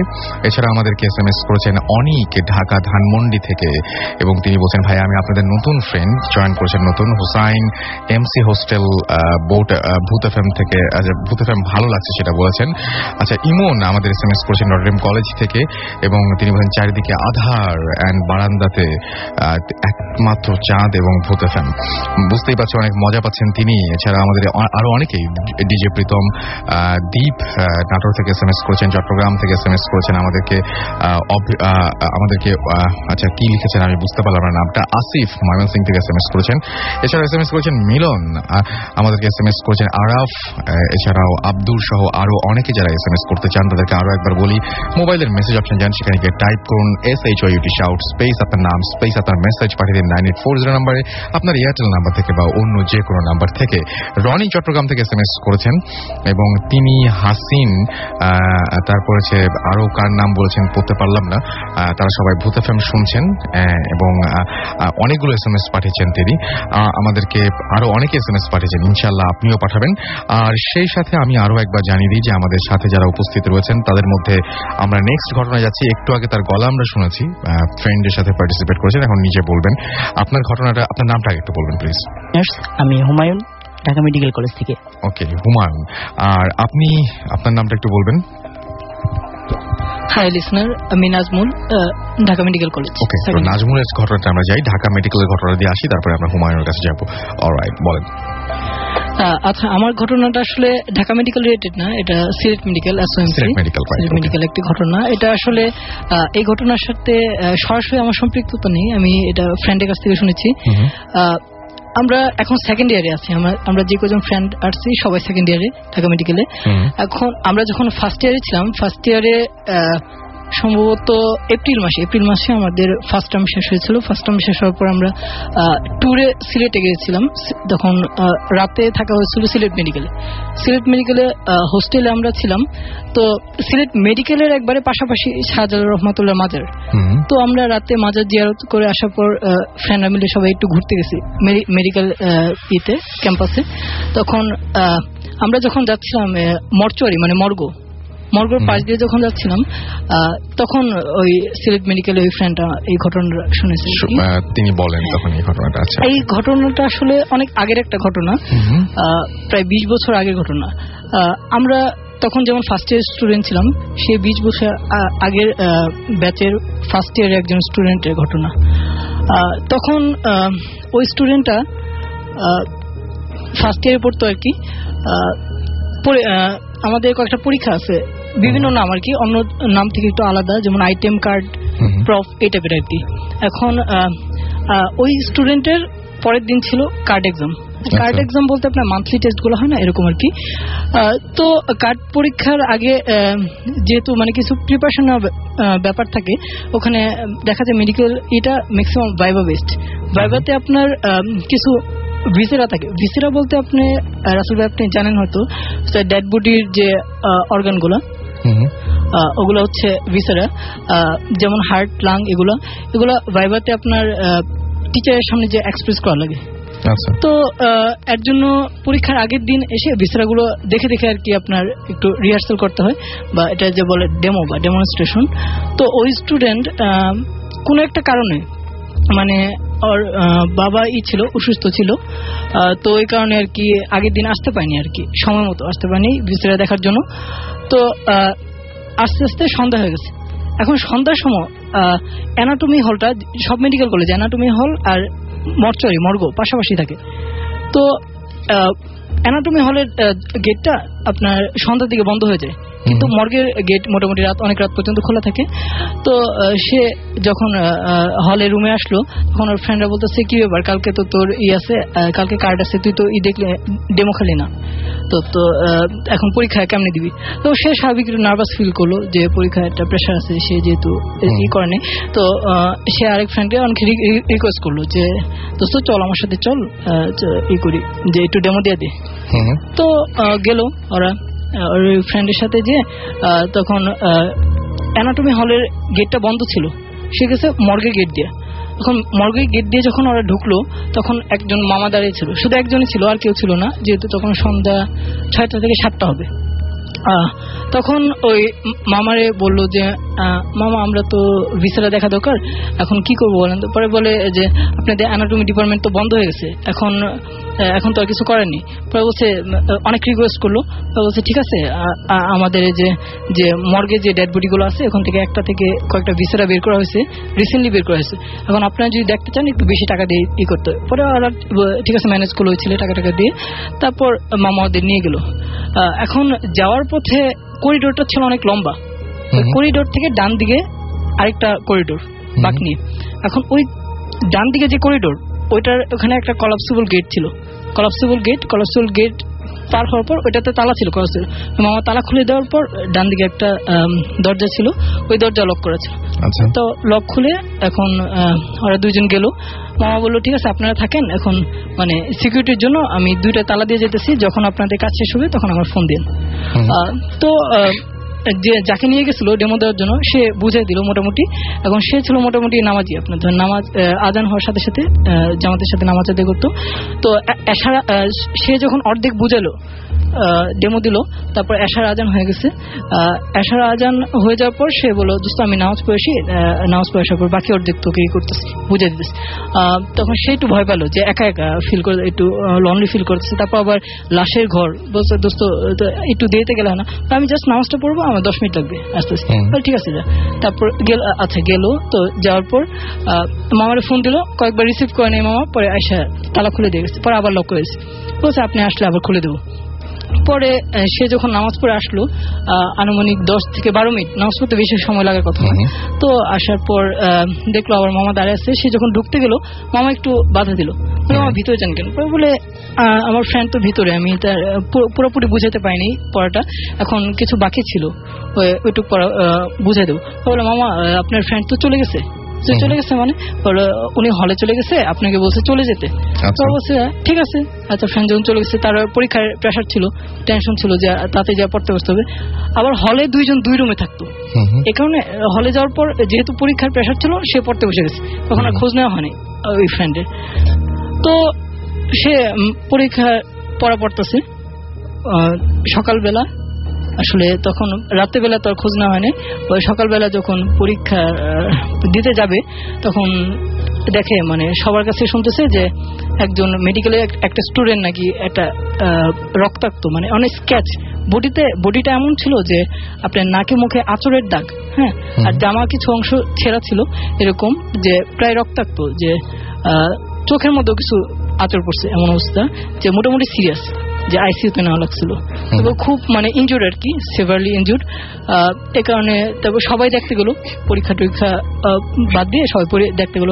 তারপর ওই স্টুডেন্টটা পরে আর দেখা যায় মেডিকেলে আর পড়েনি। এটা ছিল সেই স্টুডেন্ট যে লাশ কাটা ঘরের মধ্যে ছিল, এবং পরের দিন সকালে যখন তাকে পাওয়া গেল তখন দেখা গেল যে সমস্ত শরীর অনেক আঁচড়ের দাগ, জামা কাপড় ছেঁড়া, রক্তাক্ত অবস্থায়, এবং সে তাকে মুমূর্ষ অবস্থায় আইসিইউতে পাওয়া গেল। এবং পরবর্তীতে তাকে কি জিজ্ঞেস করা হয়েছিল? অবশ্যই আচ্ছা, তাকে অবশ্যই জিজ্ঞেস করা হয়েছিল যে রাতে। হ্যাঁ আপনি বলেন। হ্যাঁ, তাকে অবশ্যই তাকে জিজ্ঞেস করা হয়েছিল যে রাতে কি করছিল ওই রাতে, কিন্তু সে এটা মানে মুখ খুলতে রাজি হয়নি, এবং পরে সে মেডিকেলে আর পড়েনি। আর তাকে যখন সকালবেলা যখন যারা খুঁজতে গিয়েছিল ওই জায়গায়, তারা তো নিশ্চয়ই লাশ কাটা ঘর থেকে তাকে নিয়ে আসছিল। হ্যাঁ, আসলে তারা তো খুঁজতে যায়নি, তারা তো পরীক্ষা দিতে গেছিল, কারণ তারা জানতো না যে এরকম ঘটনা। তো তারা যখন পরীক্ষা দিতে গেছিল তখন যে মামার কাছ থেকে শুনলো আর কি, যে সবার কাছ থেকে শুনলো যে এরকম একটা ঘটনা, তো এভাবে আর কি ব্যাপারটা হয়েছে। এবং মানে তার মানে তাকে ওই লাশ কাটা ঘরের মধ্যেই পাওয়া গিয়েছিল, লাশ কাটা ঘরের মধ্যে পাওয়া গিয়েছিল।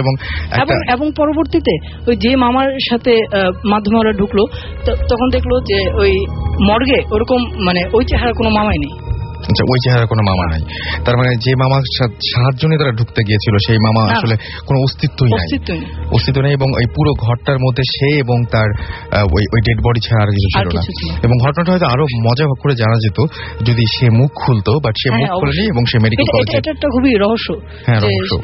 এই ব্যাপারে কোশ্চেন করলেই সে এড়িয়ে যেত আর কি, এড়িয়ে যেত। এবং সে আর কোনোদিন, এটা সিলেট মেডিকেল আপনার ম্যাক্সিমাম স্টুডেন্ট জানে এই স্টোরিটা। আমি ওই মেডিকেল এক ফ্রেন্ডের কাছ থেকে শুনছি এই ঘটনাটা। এখন এটা কতটা সত্য মিথ্যা এটা আসলে না, সেটা সেই প্রশ্ন আসছে না, কিন্তু সে আর মেডিকেল কলেজে পড়েনি, সে চলে গেছে। প্রায় 20 বছর আগের ঘটনা। 20 বছর আগের ঘটনা। অলরাইট, তো এই ছিল ঘটনা, এবং এই ঘটনাটা সিলেট মেডিকেল কলেজে ঘটেছিল। এবং একটা মানুষ যে গিয়েছিল মর্গে, এবং তাকে পরের দিন সকালবেলা যখন উদ্ধার করা হলো তখন দেখা গেল যে তার সমস্ত শরীরে অনেক আঁচড়ের দাগ। প্রশ্ন হচ্ছে যে সেই মামাটা কে ছিলেন, যিনি কিনা তাকে ওই ঘরটি খুলে দিয়েছিলেন এবং যিনি বলেছিলেন ফোন করা মাত্র তিনি হাজির হবেন। এবং সবচেয়ে বড় কথা যে একটা ঘরের মধ্যে তিনি এবং একটা ডেড বডি, সেই ডেড বডির আমরা যদি মানে সায়েন্স বিশ্বাস করি তাহলে আমরা সায়েন্স অনুযায়ী একটা ডেড বডির পক্ষে সম্ভব না তাকে আঁচড় দেওয়ার। তাহলে ওই ঘরের মধ্যে কি ঘটেছিল এবং কেন, সবচেয়ে রহস্যজনক ব্যাপারটা যে কেন তিনি পরের দিনও মুখ খুললেন না এবং কোনো কিছু না বলে মেডিকেলের পড়াশোনা ছেড়ে দিয়ে, একজন স্টুডেন্ট যখন মেডিকেলে ভর্তি হন অনেক কষ্ট করে ভর্তি হন, কিন্তু তিনি সেটা ছেড়ে দিয়ে এরকম একটা জায়গা থেকে সরে এসছেন একদম চিরদিনের জন্য। সো অবশ্যই কোনো ঘটনা সেখানে থাকতেই পারে।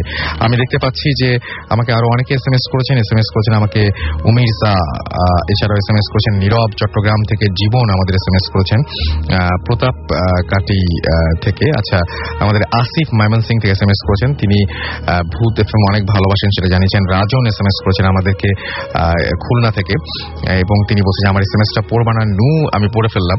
আনলাকি ভূত আমাকে এসএমএস করেছেন সৈয়দপুর থেকে, যে 2011 সালে আমার একটি মেসেজও পড়া হয়নি, এবার তো পড়া হলো আপনার মেসেজ।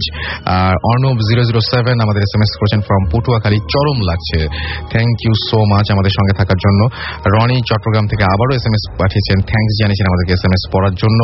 এছাড়াও আমি দেখতে পাচ্ছি যে আমাকে এসএমএস করেছেন লোপা MM কলেজ যশোর থেকে, এবং তিনি এবং তার বয়ফ্রেন্ড রুহান তারা ভূত এফএম শুনছেন এটা জানিয়েছেন। আফরিনা আমাদের এসএমএস করেছেন হালি শহর থেকে। এছাড়াও আমাদেরকে এসএমএস করেছেন দেখতে পাচ্ছি জিয়া ঢাকা ক্যান্টনমেন্ট থেকে, খুব ভালো লাগছে সেটা জানিয়েছেন। রাফি হাতিরপুল থেকে এসএমএস করেছেন যে ভাইয়া আমি বর্ণা সবাই মিলে তোমাকে শুনছি। শুভ স্টুডেন্ট কেয়ার হাই স্কুল থেকে এসএমএস করেছেন। এছাড়াও আমাদের এসএমএস করেছেন মিজান SSC ভূত। সনি আমাদের এসএমএস করেছেন সাতক্ষীরা থেকে। এছাড়াও শুভ বরিশাল থেকে এসএমএস করেছেন। যারা এসএমএস পাঠাতে চান তাদেরকে এসএমএস পাঠানোর নিয়মটি বলে দেই, মোবাইলের মেসেজ অপশনে গিয়ে টাইপ করুন SHOUT শাউট স্পেস আপনার নাম স্পেস আপনার মেসেজ পাঠিয়ে দিন 9840 নাম্বারে। ছোট্ট একটা ব্রেকের পরে আমরা আবারও ফিরে আসছি। স্টে টিউনড টু রেডিও ফুর্তি অ্যান্ড ডোন্ট স্টপ দ্য ফুর্তি।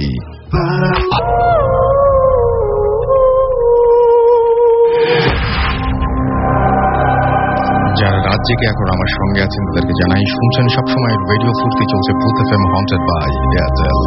আমি জানি যে সবাই আজকে ভূত এফএম শুনছেন, তারপরেও অনেকে হয়তো মিস করছেন আজকের ভূত এফএমটি। তাদেরকে জানিয়ে দিই যে ভূত এফএম হন্টেড বাই এয়ারটেল যদি আপনি আজকে মিস করে ফেলেন বাই এনি চান্স, তাহলে আপনি এয়ারটেল এম রেডিওর মাধ্যমে এইটি আবারও শুনতে পারবেন এই এপিসোডটি।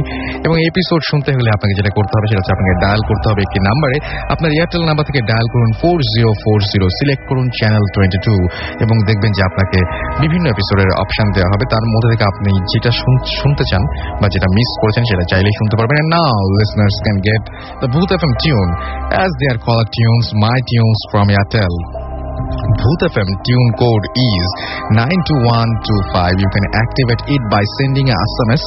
এবং SMS টি পাঠাতে গেলে আপনি যেটা করতে হবে মোবাইলের মেসেজ অপশনে গিয়ে টাইপ করতে হবে CT স্পেস 92125 এবং এটা পাঠিয়ে দিতে হবে 3123 নম্বরে। দেখবেন যে এই ভূত FM টিউনটি আপনার কলার টিউন বা মাই টিউন হিসেবে সেট হয়ে গেছে। আর আমি আবারও সময় নষ্ট না করে ঘটনায় চলে যাব এবং আমাদের সঙ্গে রয়েছেন ঢাকা মেডিকেল কলেজের আরও একজন, আপনার নাম যিনি হচ্ছেন হুমায়ুন। আপনি আপনার যে ঘটনাটা বলবেন সেটাও কি ঢাকা মেডিকেলেরই? আচ্ছা শুনি। লিসনার্স, আমি হুমায়ুন ঢাকা মেডিকেল কলেজ থেকে। আমি প্রথমেই রেডিও ফুর্তিকে স্পেশাল থ্যাঙ্কস দিচ্ছি এই জন্য যে আমাদের মধ্যে মাঝে মধ্যে এমন কিছু অনুভূতি সৃষ্টি হয় যেগুলো কারোর কাছে শেয়ার না করলে অনেক খারাপ লাগে। তো রেডিও ফুর্তি ভূত এফএমের মাধ্যমে আমাদের কাছে এমন একটা প্ল্যাটফর্ম তৈরি করে দিয়েছেন, এর জন্য রেডিও ফুর্তিকে আমি স্পেশাল থ্যাঙ্কস জানাচ্ছি। আমি আমার ঘটনা শুরু করার আগে আমি একটা কথা বলতে চাই। আমার ফ্রেন্ড রিমু, ও ভীষণ অসুস্থ, প্লিজ সবাই ওর জন্য একটু দোয়া করুন, আর আপনাদের সবার দোয়ায় ও হয়তো ভালো হয়ে যেতেও পারে। ওকে, আমি যে ঘটনাটা এবার শেয়ার করব সেটা অনেকেই পরিচিত, কিন্তু আমার ঘটনাটা একটু অন্যরকম, সেজন্য আমি শেয়ার করতে চাইছি। আমি ছোটবেলা থেকেই প্যারানর্মাল অ্যাক্টিভিটিগুলোর প্রতি আগ্রহী ছিলাম। তো এই জন্য কেন আগ্রহী ছিলাম, আমার জীবনে অনেক ঘটছে এবং আমার পরিবারের সাথে অনেক প্যারানর্মাল ঘটনা ঘটছে, যেগুলো হয়তো বা একটা এপিসোডে শেয়ার করা সম্ভব নয়। যাই হোক, আমি এই জন্য অনেক প্যারানর্মাল বিষয়ে অনেক পড়াশোনাও করছি। যাই হোক, সেগুলো বিষয়ে যাচ্ছি না। আমার যে ঘটনা আমি সেটা শেয়ার করছি। আমার ঘটনা হচ্ছে, আমাদের টার্ম পরীক্ষা হয়, সেকেন্ড টার্ম পরীক্ষা আমি যখন দিচ্ছিলাম তখন আমাদের সেকেন্ড টার্ম শেষ হয় ঈদের 2 দিন আগে। ঈদ হয়েছিল 7ই নভেম্বর, আমাদের পরীক্ষা শেষ হয়ে যায় 5ই নভেম্বর। তো আমরা সেকেন্ড টার্ম শেষের পথে, তো আমাদের 5 তারিখে পরীক্ষা, শেষ পরীক্ষা ছিল। তো ভাইয়ারা, যারা সিনিয়র ভাইয়ারা ছিলেন, তারা সবাই চলে গেছে মোটামুটি ঈদের আগে। ঢাকা শহর পুরো বলা ছিল ফাঁকা। তো এবং বক্সিবাজার এলাকাটায় আবাসিক এলাকা খুব কম, ওখানে লোকজন খুব কম বসবাস করে। দেখা যায় যে ওখানে হল বেশি, বুয়েট, ঢাকা ভার্সিটি, মেডিকেল, তো সব স্টুডেন্ট মোটামুটি চলে গেছে। ওই এলাকাটা একেবারে একটা নির্জন পরিবেশ, মাঝে মধ্যে 2-1 গাড়ি শাসা করে চলে যায়, এইটুকুই, আর কিছু না। তো আমরা আমাদের ফার্স্ট ইয়ারের প্রায় 35-40 জন ছিলাম একটা হলে, এত বড় হল, একটা হলে ছিলাম। আসলে পুরাটা, এতগুলো মানুষ থাকার পর সবাই চলে গেছে, পুরাটা খাখা করছিল। এরকম অবস্থায় আমরা রাতের বেলা পুরো ভয়ানক অবস্থা। তো আমরা পরীক্ষা শেষ করে 2টার দিকে পরীক্ষা শেষ করে রুমে এসে একটা লম্বা ঘুম দিয়েছিলাম, যেহেতু পরীক্ষা শেষ হয়েছে, ঘুম দেওয়া স্বাভাবিক। এক ঘুমে আমরা প্রায় মাগরিবের নামাজের পর ঘুম থেকে উঠছি। ওঠার পর আমরা আবার চাটা খেলাম, ঘুরলাম, অনেক ঘুরে টুরে গল্প বুঝি করলাম, তারপর ল্যাপটপে মুভি টুভি দেখলাম। তারপর রাত 2টার দিকে আমি আমার ফ্রেন্ডদেরকে বললাম, দোস্ত, প্লানচেট নামে একটা জিনিস আছে, এটা দিয়ে নাকি আত্মাকে হাজির করানো যায়। ওরা সবাই হেসে উড়িয়ে দিয়েছিল, কারণ যারা সায়েন্সে পড়ে তারা এগুলো কখনোই বিশ্বাস করে না। তো যাই হোক, আমি বললাম আচ্ছা আমরা করে দেখি, জাস্ট ফান। সো ওরা সবাই রাজি হয়ে গেল মজা করার জন্য। তারপর আমি বললাম, এগুলো করার জন্য মোমবাতি জ্বালানো লাগে, আগরবাতি জ্বালানো লাগে, উপযুক্ত একটা ভুতুড়ে পরিবেশ সৃষ্টি করা লাগে। তো আমরা, ঠিক আছে, আপনি বলেন, আমরা পুরো পরিবেশ সৃষ্টি করার জন্য বাইরে থেকে আমরা এই সরঞ্জামগুলো কিনে নিয়ে আসছি। নিয়ে আসার পর একটা পরিবেশ সৃষ্টি করি। দুঃখের বিষয়ে আমরা একটা মোমবাতির বেশি পাইনি, ওখানে সব দোকান প্রায় বন্ধ ছিল। তো তারপর আমরা পরিবেশ সৃষ্টি করে আমি আবার বই পড়ছিলাম যে এরকম একটা ল অফ কলিং সোল, এরকম একটা আছে যে আত্মাকে নাকি ডাকতে হয় এইভাবে, যে if some soul passing by please come. আচ্ছা, বলেন আপনি। তারপরে প্লিজ কাম, এরকম ডাকতে হয় নাকি? তো এরকম ডাকতে হয়। এটা হয়তো বা আপনারা যারা রেডিও আমার শুনেন, ওখানে হয়তো বলা হয়েছিল। তো আপনি বলেন। হ্যাঁ, তারপরে আপনি মূল ঘটনাটা আসেন। যে আমরা ওইরকম গোল হয়ে সবাই বসে এরকম করতেছিলাম, বাতি দাদি সব নিভিয়ে দিয়ে আমরা এরকম শুরু করি, if some soul passing by please come, just মজা করার জন্য এরকম করতেছিলাম। তো কিছুক্ষণ পর হঠাৎ করে রুমের পরিবেশটা আমাদের কাছে অন্যরকম মনে হয়ে গেছে। আমার কাছে মনে হচ্ছে যে রুমটা হঠাৎ করে গরম হয়ে গেছে, মানে অন্যরকম একটা পরিবেশ আমাদের কাছে, মানে অ্যাবনর্মাল কিছু মনে হচ্ছিল। তো তখন হঠাৎ করে আমার এক ফ্রেন্ড অসুস্থ হয়ে যায়। ও হঠাৎ করে মনে হচ্ছে যে ও অ্যাবনর্মাল হয়ে গেছে, ও পড়ে যায়। তারপর আমরা লাইট জ্বালানোর চেষ্টা করি, হঠাৎ করে লাইট ওপেন করতে দেখি যে লাইট জ্বলছে না। ঢাকা মেডিকেল হস্টেল বা বুয়েটের হোস্টেলে লাইট জ্বলে না, এটা অস্বাভাবিক একটা ব্যাপার। তো আমরা তখন মানে সবাই মোটামুটি ভয় পেয়ে যায়, কি হলো। তারপর ওকে সেদিন জাগানোর চেষ্টা করলাম, সে জেগে ওঠেনি। তারপর পরদিন সকালে ও যখন জেগে উঠলো, ও বলছে আমি এখানে থাকবো না, আমি বাসায় চলে যাবো। ও তাড়াতাড়ি বাসায় চলে গেছে। বাসা থেকে আসার পর ও ওই ব্লক এবং রুম চেঞ্জ করছে, বি ব্লক রুম চেঞ্জ করছে, যে এখানে অন্যরকম কিছু আছে। ঘটনা যদি এখানেই শেষ হইতো তাহলে হইতো, ঘটনা হয়ে গেছে অন্যরকম। এখানে আমরা পরে জানতে পারি যে এখানে এইটা একটা গ্রেভইয়ার্ডের উপর আমাদের বি ব্লকটা পড়েছিল। ওখানে ওনাকে দেখতে পাইছিল যে একটা সাদা কাপড় গায়ে দেওয়া লোক ওর দিকে আসতেছে এবং একটা ভয়ঙ্কর দৃষ্টিতে ওর দিকে দেখতেছিল, যে অবিশ্বাস্য একটা দৃষ্টি, যে অনেক ভয়ানক দৃষ্টিটা। তারপর আমরা ও যখন সবার আগে, আবার ঈদের পর সবার আগে চলে আসে ঢাকা মেডিকেলে। আসার পর ব্লক চেঞ্জ করে এবং আমরাও চেঞ্জ করি। তারপর ওখানে আমরা শুনতে পাইছিলাম যে পরে ওখানে একটা সুইসাইডের ঘটনা ঘটছিল। আচ্ছা, ওকে। সো এই জন্য হয়তো কোনো মানে অদ্ভুত বা অস্বাভাবিক ঘটনা ঘটেছিল। আপনি আপনারা একটা ঘটনা বলবেন নিশ্চয়ই, যে আচ্ছা জি বলেন। শুধু তাই না, আমাদের একটা ফ্রেন্ড মানে ওই ব্লকে ছিল। তো ও অসুস্থ হয়ে গেছে মানে কিছুদিন আগে। তো বিভিন্ন কিছু দেখে মানে ধারণা করা হয়েছে যে ওকে জিনে ধরছে, কিন্তু আসলে মানে ওর যে কন্ডিশন সেটা পুরোপুরি অ্যাবনর্মাল কন্ডিশন ছিল ওই মুহূর্তে। তো ও বি ব্লকে থাকতো। তারপর আমরা ধারণা করছি যে হুমায়ুনের এই ঘটনার পর আমরা ধারণা করছি যে আসলে এই ঘটনার সাথে প্যারালাল কোনো ঘটনা হইতে পারে এটা। ওকে, আচ্ছা, আর একটা জিনিস সেটা হচ্ছে আপনার একটা ঘটনা ছিল, আর একটা ঘটনা আপনি বলতে চেয়েছিলেন, সেই ঘটনাটা আমরা তাহলে শুনে ফেলি একদম। এবং এটা তো ঢাকা মেডিকেলের না, এটা অন্য একটা জায়গায় ঘটেছিল। কোন জায়গায় ঘটেছিল ভাই এই ঘটনা? এটা ঘটছিল নওগাঁ জেলার মহাদেবপুরে। আমি ছোটবেলা থেকে ওখানে বড় হয়েছি, আমার জন্ম ওখানে। আচ্ছা। আব্বু আম্মু ওখানে চাকরি করে, সুতরাং আমার স্কুল কলেজ দুটাই মহাদেবপুরে। আচ্ছা। তো আমি যখন মানে মেডিকেলে ভর্তি হলাম, এখানে ভর্তি হওয়ার পরে তো সাধারণত ওই নভেম্বর ডিসেম্বর মাস আমাদের পুরোপুরি ফাঁকা। ওই সময় আমার যেসব ফ্রেন্ডরা ঢাকা ইউনিভার্সিটি, রাজশাহী ইউনিভার্সিটি, তারপর জাহাঙ্গীরনগর ইউনিভার্সিটিতে চান্স পাইছিল, তো ওদেরও ওই সময় ফাঁকা। তো সাধারণত ক্লাস শুরু হওয়ার কথা জানুয়ারিতে। তো এতদিন আমরা কিভাবে কাটাবো বুঝতেছিলাম না। আচ্ছা। তো এইরকম একটা সময় আমরা সবাই মিলে সিদ্ধান্ত নিলাম যে একটা পিকনিকের ব্যবস্থা করলে কেমন হয়, নিজেরা রান্না করে মানে খাবো আর কি। আচ্ছা। তো আমরা আসলে ভেন্যুটা ঠিক করতে পারতেছিলাম না যে কোথায় করব এরকম একটা বড় একটা আয়োজন। তো এরকম সময় আমার এক ফ্রেন্ড, ওর নাম হচ্ছে সাধন, ও ঢাকা ইউনিভার্সিটির ফার্মেসিতে পড়ে, দ্বিতীয় বর্ষের ছাত্র। তো ও বলল যে দোস্ত আমার বাসায় করলে কেমন হয়। তো ওর বাসায় ওই মুহূর্তে কেউ ছিল না, মানে ওর আব্বু আম্মু হচ্ছে ইন্ডিয়াতে গেছে, ওদের এক আত্মীয়র মানে বিয়ে। তো ও যেহেতু মানে ওর ভর্তি হইছে, কিন্তু এখনো কোন সাবজেক্ট নেবে এটা এখনো ঠিক করতে পারে না। আচ্ছা। তো ও মানে সাবজেক্ট ছিল হচ্ছে অ্যাপ্লাইড ফিজিক্স থেকে, সেখান থেকে মানে ফার্স্ট চয়েস দিয়ে আবার ফার্মেসিতে চলে আসে। তো সবাই মিলে সিদ্ধান্ত নেওয়া হলো। তারপর আমার আরেকটা ফ্রেন্ড আরাফাত, ও হচ্ছে ইউকেতে চলে যাবে। তো এই কারণে সবাই বিভিন্ন জায়গায় একটা মানে এরকম একটা ব্যাপার, যেটা লাস্ট একটা মিলন মানে মিলন। তো সবাই তো সিদ্ধান্ত নিলাম ঠিক আছে ওর বাসায় যাব। তো ওর বাসাটা হচ্ছে মহাদেবপুর থানা থেকে 3 কিলোমিটার দূরে, সেটা হচ্ছে দক্ষিণ দিকে, নদীর ধার দিয়ে যেতে হয়। একটা আত্রাই নদী। হ্যাঁ, আত্রাই নদী। আত্রাই নদী হচ্ছে আমাদের বাসার পাশে। রাইট। তো আত্রাই নদীর বাঁধ দিয়ে যেতে হয় আর কি। তো আমরা যখন শিবগঞ্জে পৌঁছলাম তখন হচ্ছে সন্ধ্যা। আচ্ছা। সন্ধ্যা 7:30টার মতো বাজে। তো আমরা জানতাম যে সন্ধ্যা মানে 7টা-8টা এরপর মানে ওই এলাকায় আর কেউ থাকে না। তো আমরা যখন মানে শিবগঞ্জ বাজারে নামলাম সব ফ্রেন্ডরা ভ্যান থেকে, তখন আমরা কিছু জিনিস বাকি ছিল যেগুলো মহাদেবপুর থেকে আমরা কিনতে পারতাম, কিন্তু আমাদের লিস্টে না থাকার কারণে সেগুলো ওখান থেকে কিনতে হয়েছিল আর কি। তো আমরা ওখানে গেলাম, কিছু জিনিস কেনার পরে ওর বাসার মানে উদ্দেশ্যে রওনা দিলাম, হাঁটতে লাগলাম। তো যেই দিক দিয়ে হাঁটতে হয় মানে সেটা হচ্ছে পুরোটাই বাঁশঝাড়। আচ্ছা। তো বাঁশঝাড়ের নিচ দিয়ে হাঁটতেছিলাম, ব্যাপক একটা মানে মানে থমথমে পরিবেশ আর কি, যে বাঁশ একটার সাথে একটা বাড়ি খাচ্ছে, শস্য শব্দ হচ্ছে এরকম। তো যেতেই একটা জিনিস লক্ষ্য করলাম যে ওর বাড়িটা হচ্ছে বাঁধের পাশে। আচ্ছা। মাটির বিশাল দোতলা বাড়ি, মানে তার সামনে হচ্ছে পুকুর। আর ওদের বাড়ির কিছু দূরেই আমরা যখন দোতলায় উঠলাম তখন দেখতে পেলাম যে ওর বাড়ির পাশে একটা হচ্ছে মানে বিশাল পাইকরের গাছ, এবং তার নিচে একটা কালী মন্দির আছে। এবং কালী মন্দিরটা যেখানে আছে তার মানে অপোজিটেই একটা ছিল মানে পুরাতন ধ্বংসাবশেষ জমিদার বাড়ির। তো মহাদেবপুরের রাজা ওখানে কর আদায় করতেন আর কি। মহাদেবপুর আমাদের মানে জাহাঙ্গীরপুর কলেজ, আপনি যেটা থাকবেন হয়তো, জাহাঙ্গীরপুর কলেজটা মানে রাজবাড়ির উপর প্রতিষ্ঠিত হয়। ওকে, আমরা মূল ঘটনায় চলে আসি একদম। হ্যাঁ।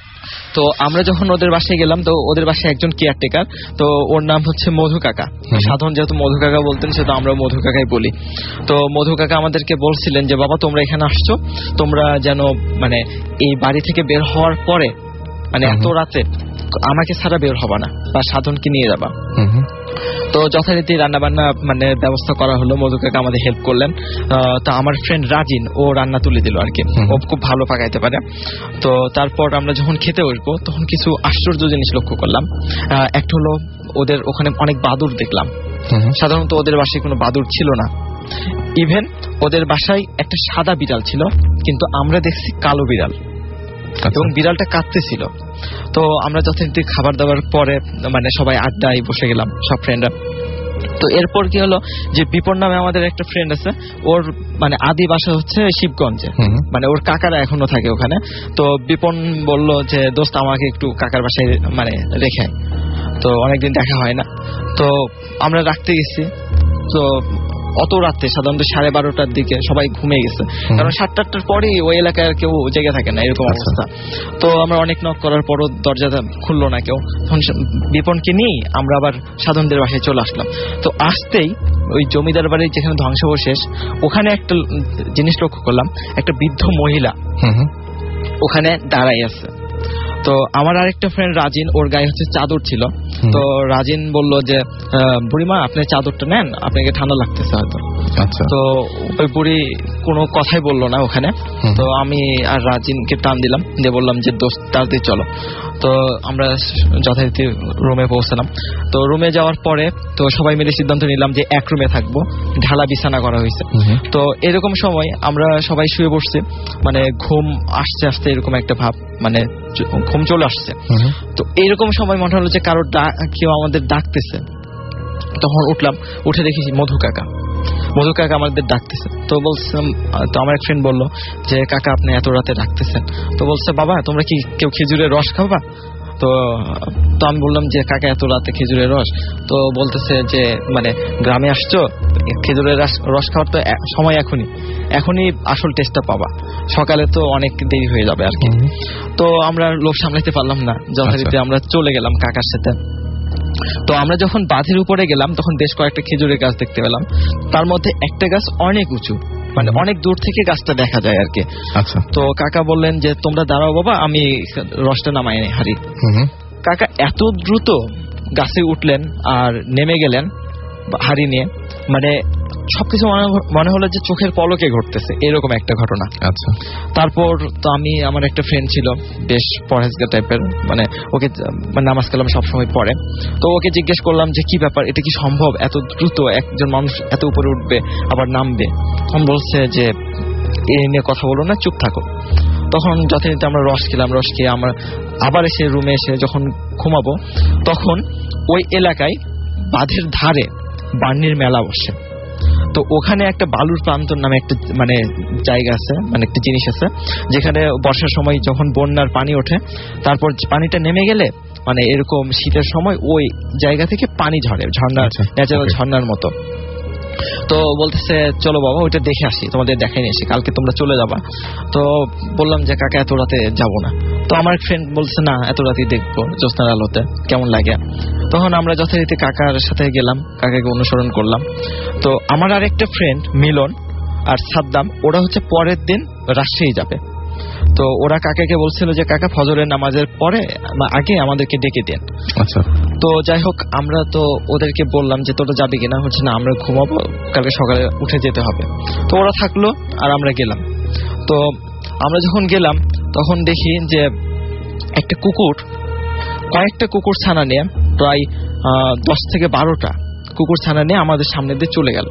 মানে আমি তখন অবাক হলাম যে একটা কুকুর সর্বোচ্চ মানে 6 থেকে 8টা আমি দেখছি, কিন্তু 10 থেকে 12টা মানে কুকুর ছানা আমি কখনো দেখিনি, মানে একটা কুকুরে। তারপর যেটা খেয়াল করলাম যে পাশে শ্মশান ছিল, শ্মশানে মানে আগুন জ্বলতেছিল। তো সাধারণত মরা লাশ পোড়ানোর পরে হয়তো ধ্বংসাবশেষ যে মানে কাঠগুলো ছিল সেগুলো পুড়তেছিল হয়তো। তারপর একটু ভয় ভয় লাগতেছিল, আচমকা সবকিছু ঘটতেছে। তারপর সবচেয়ে যেটা অবাক লাগছে সেটা হলো আমরা যখন সবাই ওইসব বালুর প্রান্ত দেখতেছিলাম, এরকম সময় দেখি যে আমাদের মানে চাঁদের আলোতে আমাদের সবার ছায়া দেখা যাচ্ছে, বাট ওই মধু কাকার ছায়া দেখা যাচ্ছে না। আচ্ছা। তো আমি আমার ওই ফ্রেন্ডকে বললাম যে মানে নামাজ কালাম পরে অল টাইম, তো ওকে বললাম যে কি ব্যাপার এরকম কেন হচ্ছে, ওনার তো ছায়া দেখা যাচ্ছে না। তো বলছে যে যাই হোক তুমি চুপ করে থাকো, কিছু বলো না, ভয় পেও না। তো অনেক মানে শক্ত হয়ে থাকলাম। তারপর ভয় লাগতেছিল, কারণ ওইরকম একটা জায়গায়, খোলা জায়গায়, নদীর ধার, তার মধ্যে মানে ওটাই কেমন যেন বিস্ময়কর যে সবার ছায়া দেখা যাচ্ছে, ওনার কেন যাচ্ছে না।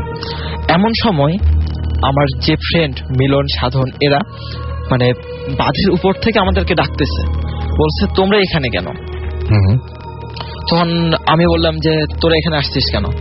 আমরা বালুর প্রান্ত দেখতে আসছি মধু কাকার সাথে, তোরা যা ঘুমা যা, তোরা তো আসবি না বলছিস। তো বলছে মধু কাকাকে কই পাইলি তোরা? তো বলছে, আমি বললাম যে মধু কাকা তো আমাদের সাথে। তারপর বলছে না মধু কাকা আমাদের, ওরা বলতেছে মধু কাকা আমাদের সাথে। তারপর আমি তাকায় দেখি যে মধু কাকা নাই, আমরা 6 জন দাঁড়ায়। তারপর খেয়াল করলাম যে মধু কাকা হচ্ছে ওদের সাথে। আচ্ছা, মধু কাকা যখন ওই ফজরের নামাজের আগে ওদেরকে ডাকতে গেছে তখন দেখছে যে আমরা নাই। তো এইরকম সময় ওদেরকে জিজ্ঞেস করছে, তখন ওরা বলছে যে কাকা আপনি তো ওদেরকে রস খাওয়াইতে নিয়ে গেলেন, বালুর প্রান্ত দেখাইতে নিয়ে গেলেন, ওরা কই? তখন মধু কাকা বলছে আমি তো বলছি যে সাধনকে ছাড়া কোথাও যাবা না, বা আমাকে মানে ছাড়া কোথাও যাবা না।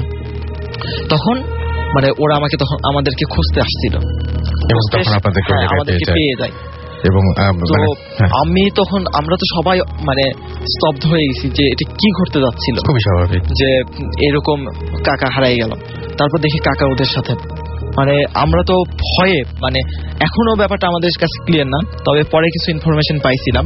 যে ইনফরমেশন হলো এরকম যে ওই ধ্বংসাবশেষ যে মানে জমিদার বাড়িটা ছিল, ওখানে নাকি 2টা মানুষকে মানে কর দিতে পারে নাই, এই কারণে ফাঁসিতে ঝুলায় মারা হয়েছিল। এবং তাদের অতীত আত্মা নাকি এখনো ওই এলাকায় মানে এরকম ভাবে ঘুরে বেড়ায়। এবং মানুষকে কি মারে? মানুষকে মারে না, মানে তারা তো ইয়ে করে নাই আসলে, মানে এরকম ভাবে ভয় দেখায় আর কি। আমরা এই যে ঘটনাটা শুনলাম, এরকম টাইপের একটা ঘটনা আমার কাছে আরো একজন পাঠিয়েছেন, অনেক দূর থেকে এই ইমেলটি পাঠিয়েছেন, আমি পড়তে চাচ্ছি। যে এই ঘটনাগুলো আসলে অনেকটা এরকম মানে কি বলবো যে অবিশ্বাস্য শোনায়, কিন্তু এই ঘটনাগুলোর কয়েকটা ইমেল আমার কাছে আছে, তার মধ্যে আমি একটা পড়ছি। In fact new degree government college Rajshahi থেকেও আমাকে এইরকম ধরনের একটা ঘটনা পাঠিয়েছেন সাদ। আরেকটা ঘটনা পাঠিয়েছেন এই টাইপেরই ঘটনা আমাকে লিখেছেন যে রানা ফ্রম ইটালি, এবং তিনি বলছেন যে আমি ভূত এফএম এর একজন রেগুলার লিসনার, আমি লাইফে কয়েকটা ভয়ঙ্কর এক্সপেরিয়েন্স আছে যা এখনো আমাকে পীড়া দেয়, পসিবল হলে আপনি শোনাবেন। এবং তারপরে তিনি রানা বলছেন যে আমি রানা ফ্রম ইটালি, ঘটনাটা বলার আগে একটা কথা বলতে ইচ্ছে করছে যে যাদের লাইফে এইসব অ্যাক্টিভিটিস হয়নি তারা অনেক ব্যাড টেনশন থেকে ফ্রি আছেন। যাই হোক, আমি যে ফ্ল্যাটে থাকতাম সেটা তার বস এবং তার বসের নাম হচ্ছে ফ্রান্সিসকো, এবং তিনি বলছেন যে তার ফ্ল্যাট ছিল এবং সে আমাকে অনেক লাইক করত বিধায় ওই ফ্ল্যাটটা আমার ওপর ছেড়ে দিয়েছিলেন। আমি 2009 সেপ্টেম্বরে ওখানে শিফট করি এবং ফ্ল্যাটটা অনেক বড়, আমি জাস্ট একটা বেডরুম ইউজ করতাম, আর পুরো ফ্ল্যাটটি ফাঁকা ছিল। 12 থেকে 15 দিন পর আমি একেবারে শেষের রুমগুলোতে গভীর রাতে প্রায় কাঠ ভাঙার শব্দ পেতাম, যা অনেক মানে জোরালো, এবং আমি জাস্ট ইগনোর করতাম। বলে রাখি আমার বসের ওয়াইফ মারিয়া চেক রিপাবলিকের সিটিজেন ছিল এবং সে প্রতি বছর 2 মাস অন্তর অন্তর ইটালি আসতো এবং 1 মাস থাকতো। সেদিন ছিল 22 ডিসেম্বর 2011। বড়দের এবং বরাবরের মতো মারিয়া আসলো এবং তখন ছিল সন্ধ্যা 7টা। আমি তাকে ওয়েলকাম জানালাম, বাট তার মধ্যে একটু পরিবর্তন দেখলাম। সেটা হলো যে এর আগে যখনই সে আসতো আমার সাথে অনেক কথা বলতো, জার্নি কেমন হলো সব জানাতো, যা কখনো মিস হতো না। বাট সেদিন সে কোনো কথা না বলে গেস্ট রুমে চলে গেল এবং দরজা বন্ধ করে দিল। আমি মনে করলাম যে জার্নি করে এসেছে, অনেক টায়ার্ড, আমি তাকে ডিস্টার্ব করলাম না। কয়েক ঘন্টা পরেও যখন সে বের হচ্ছিল না তখন আমি তাকে ডাক দিলাম এবং কয়েকবার তাকে ডাক দিলাম। তখন রাত 11টা থেকে 11:30 মিনিট হবে, বাট কোনো রেসপন্স পেলাম না। আমিও কিছু না বলে ঘুমোতে চলে গেলাম। সকাল 8টার দিকে আমার ঘুম ভেঙে গেল। আমি ফ্রেশ হয়ে মারিয়ার গেস্ট রুমে গেলাম এবং গিয়ে দেখি আমার বস একটা চেয়ারে বসে ঘুমাচ্ছে। আমি তাকে ডেকে বললাম যে মারিয়া কোথায়? সে বলল হয়তো আশেপাশে কোথাও আছে।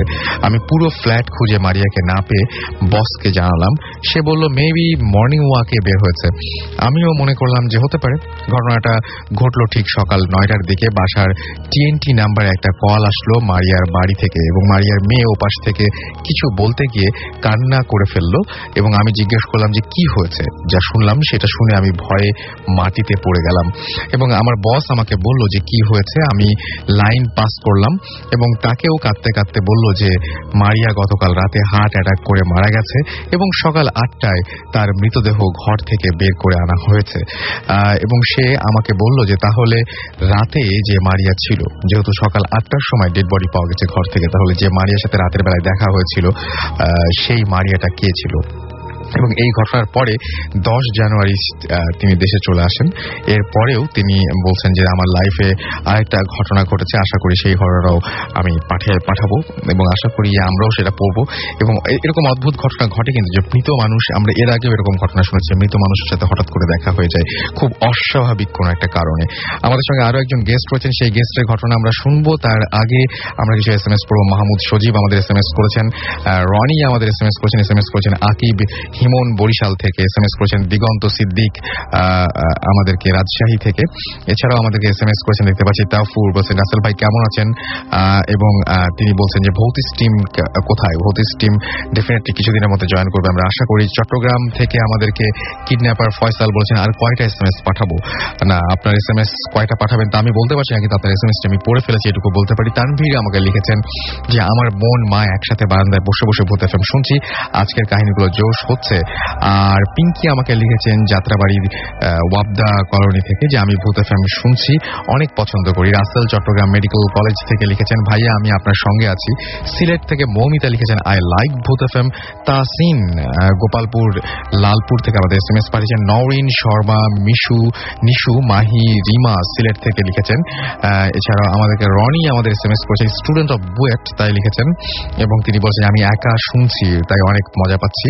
উর্মি আমাদের লিখেছেন এবং উর্মি বলেছেন মিরপুর থেকে ভাইয়া ভূত FM শুনতে অনেক ভালো লাগে, পুরো সপ্তাহ ভূত FM এর জন্য ওয়েট করি। আপনারা যত বেশি ঘটনা পাঠাবেন তত বেশি এটার আরো বেশি এপিসোড বাড়ানোর সম্ভাবনা বাড়বে এবং সেই ঘটনাগুলো অবশ্যই খুব ভালো হতে হবে।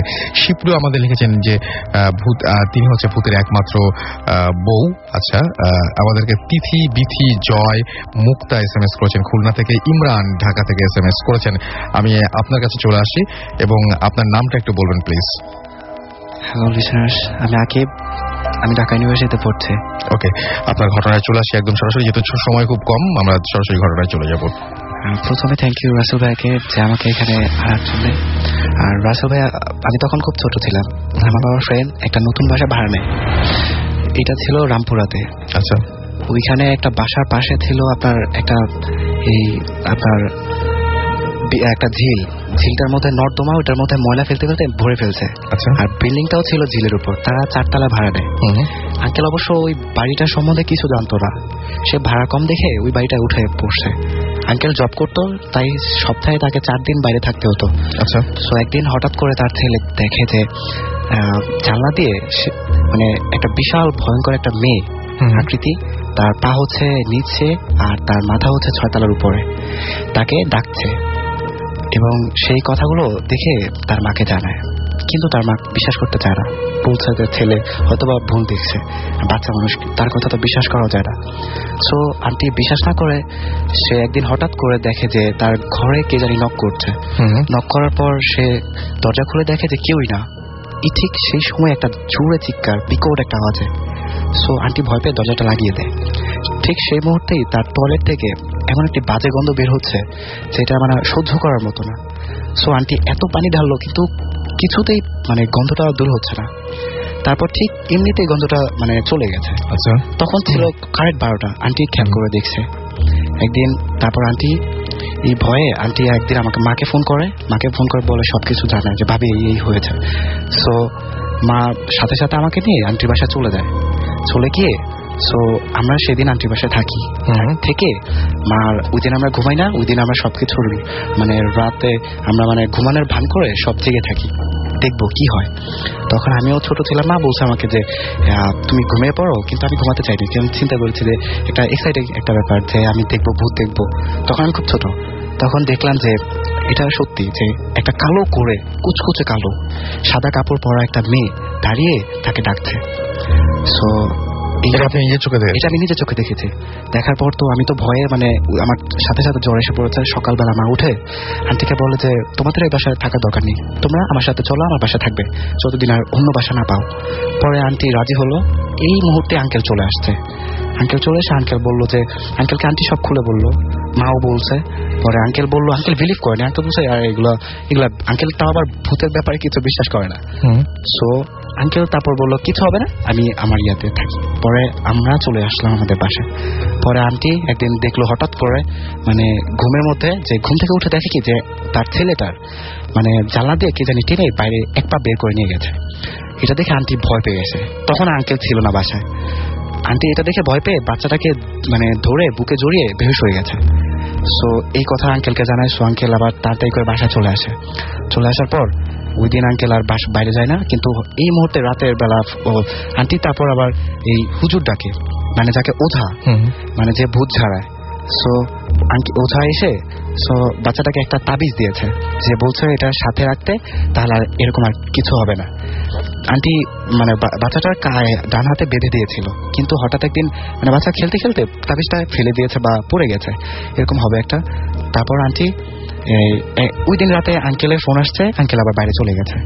যাওয়ার পর তারপরে আন্টি দেখলো, তারপর ওই দিন এই তাবিজটা পড়ে যাওয়ার কারণে ওই বাচ্চাটাকে যেই এটাকে মানে মেয়েটা কালো কুচকুচে মেয়েটা বাচ্চাকে টেনে মানে জানলা দিয়ে ছিঁড়ে বের করে ফেলেছে রক্তাক্ত অবস্থায়। মানে এটা তো দেখে নাই, মানে দেখা গেল যে বাচ্চাটাকে টেনে বের করার চেষ্টা করা হচ্ছে, সেটা মানে এটা কি আন্টি দেখেনি, মানে এটা আমরা জাস্ট ইমাজিন করেছে যে বাচ্চাটা ছিঁড়া ছিল অর্ধেক, মানে বাচ্চাটার অর্ধেক ছিল মাটিতে আর অর্ধেক ছিল বিছানার উপরে রক্তাক্ত অবস্থায়। এটা কোনো মানুষের পক্ষে আসলে মানুষের পক্ষে অস্বাভাবিক ব্যাপার। আর কি করে সম্ভব হবে? দরজার মানে ভিতরে তো কেউ ছিল না, দরজা লাগানো ছিল একদম। দেন তারপর হয়েছে কি, এটা দেখে আন্টি আবার একটা অবিশ্বাস্য একটা ব্যাপার যে আন্টি সাথে সাথে মানে টয়লেটে আন্টি মানে যখন এই লাশটা উদ্ধার করা হয় তখন আন্টির লাশটা পাওয়া গেছে টয়লেটের মধ্যে, টয়লেটের বাইরে থেকে দরজা বন্ধ করা ছিল এবং আন্টি ভিতরে মানে উল্টো হয়ে কমেটের মধ্যে মাথাটা দেওয়া ছিল তার। সে এভাবে তাকে মানে মৃত্যুবরণ করেছে। পরে পোস্টমর্টম করে ধরা পড়ে যে তার হার্ট অ্যাটাক করেছিল আর এবং তার ঘাড়ের রক্তটা ছিঁড়ে গেছে। আর বাচ্চাটার ওই অর্ধেক তো ওইটা যখন আমরা শুনি তখন সাথে সাথে যাই যে বাচ্চাটার কাহিনীটা দেখে মানে এরকম ভয় পেয়েছে আমি ওই গত মানে এক সপ্তাহ আমি ঠিক মতো খেতে পারিনি, মানে এত ভয় পেয়েছিলাম। তারপর আস্তে আস্তে মানে পরিবেশ খুব হতে থাকে। দেন পরবর্তীতে আঙ্কেল এই ব্যাপারে কি হয়েছে কাহিনীটা জানার জন্য যে কি হয়েছিল, তখন আমারও একটু ছিল। মা তারপরে বাড়িওয়ালার বাসায় গিয়েছিল। বাড়িওয়ালা অ্যাকচুয়ালি ওই বাসায় থাকতো না। ওই ঘটনাটা ঘটেছিল যে এই রাতের বেলা 12টার সময় যে একটা চিৎকার দিত, এই চিৎকারটা ছিল বাড়িওয়ালার মেয়ে একদিন হঠাৎ করে রাতে, মানে তখন ছিল রাতের কখনো এটা কেউ বলতে পারে না, কিন্তু রাতের বেলা বাড়িওয়ালার মেয়েটা একা ছাদের উপর চলে যায়। ছাদের উপর চলে যাওয়ার পর তারপর হঠাৎ করে একটা চিৎকার আওয়াজ পায়। তারা সবাই দৌড়ে যে দেখে যে বাড়িওয়ালার মেয়েটা নিচে পড়ে মানে কাটা তারের বেড়ার সাথে জড়িয়ে রয়েছে, মারা গেছে।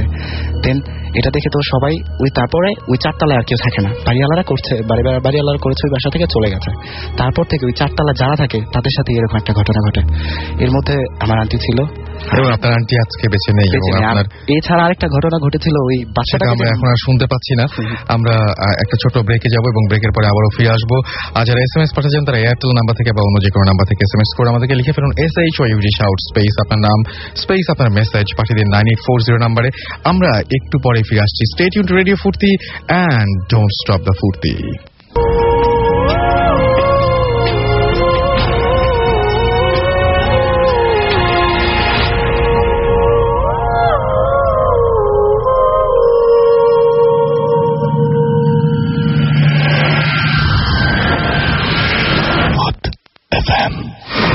Haunted by Airtel.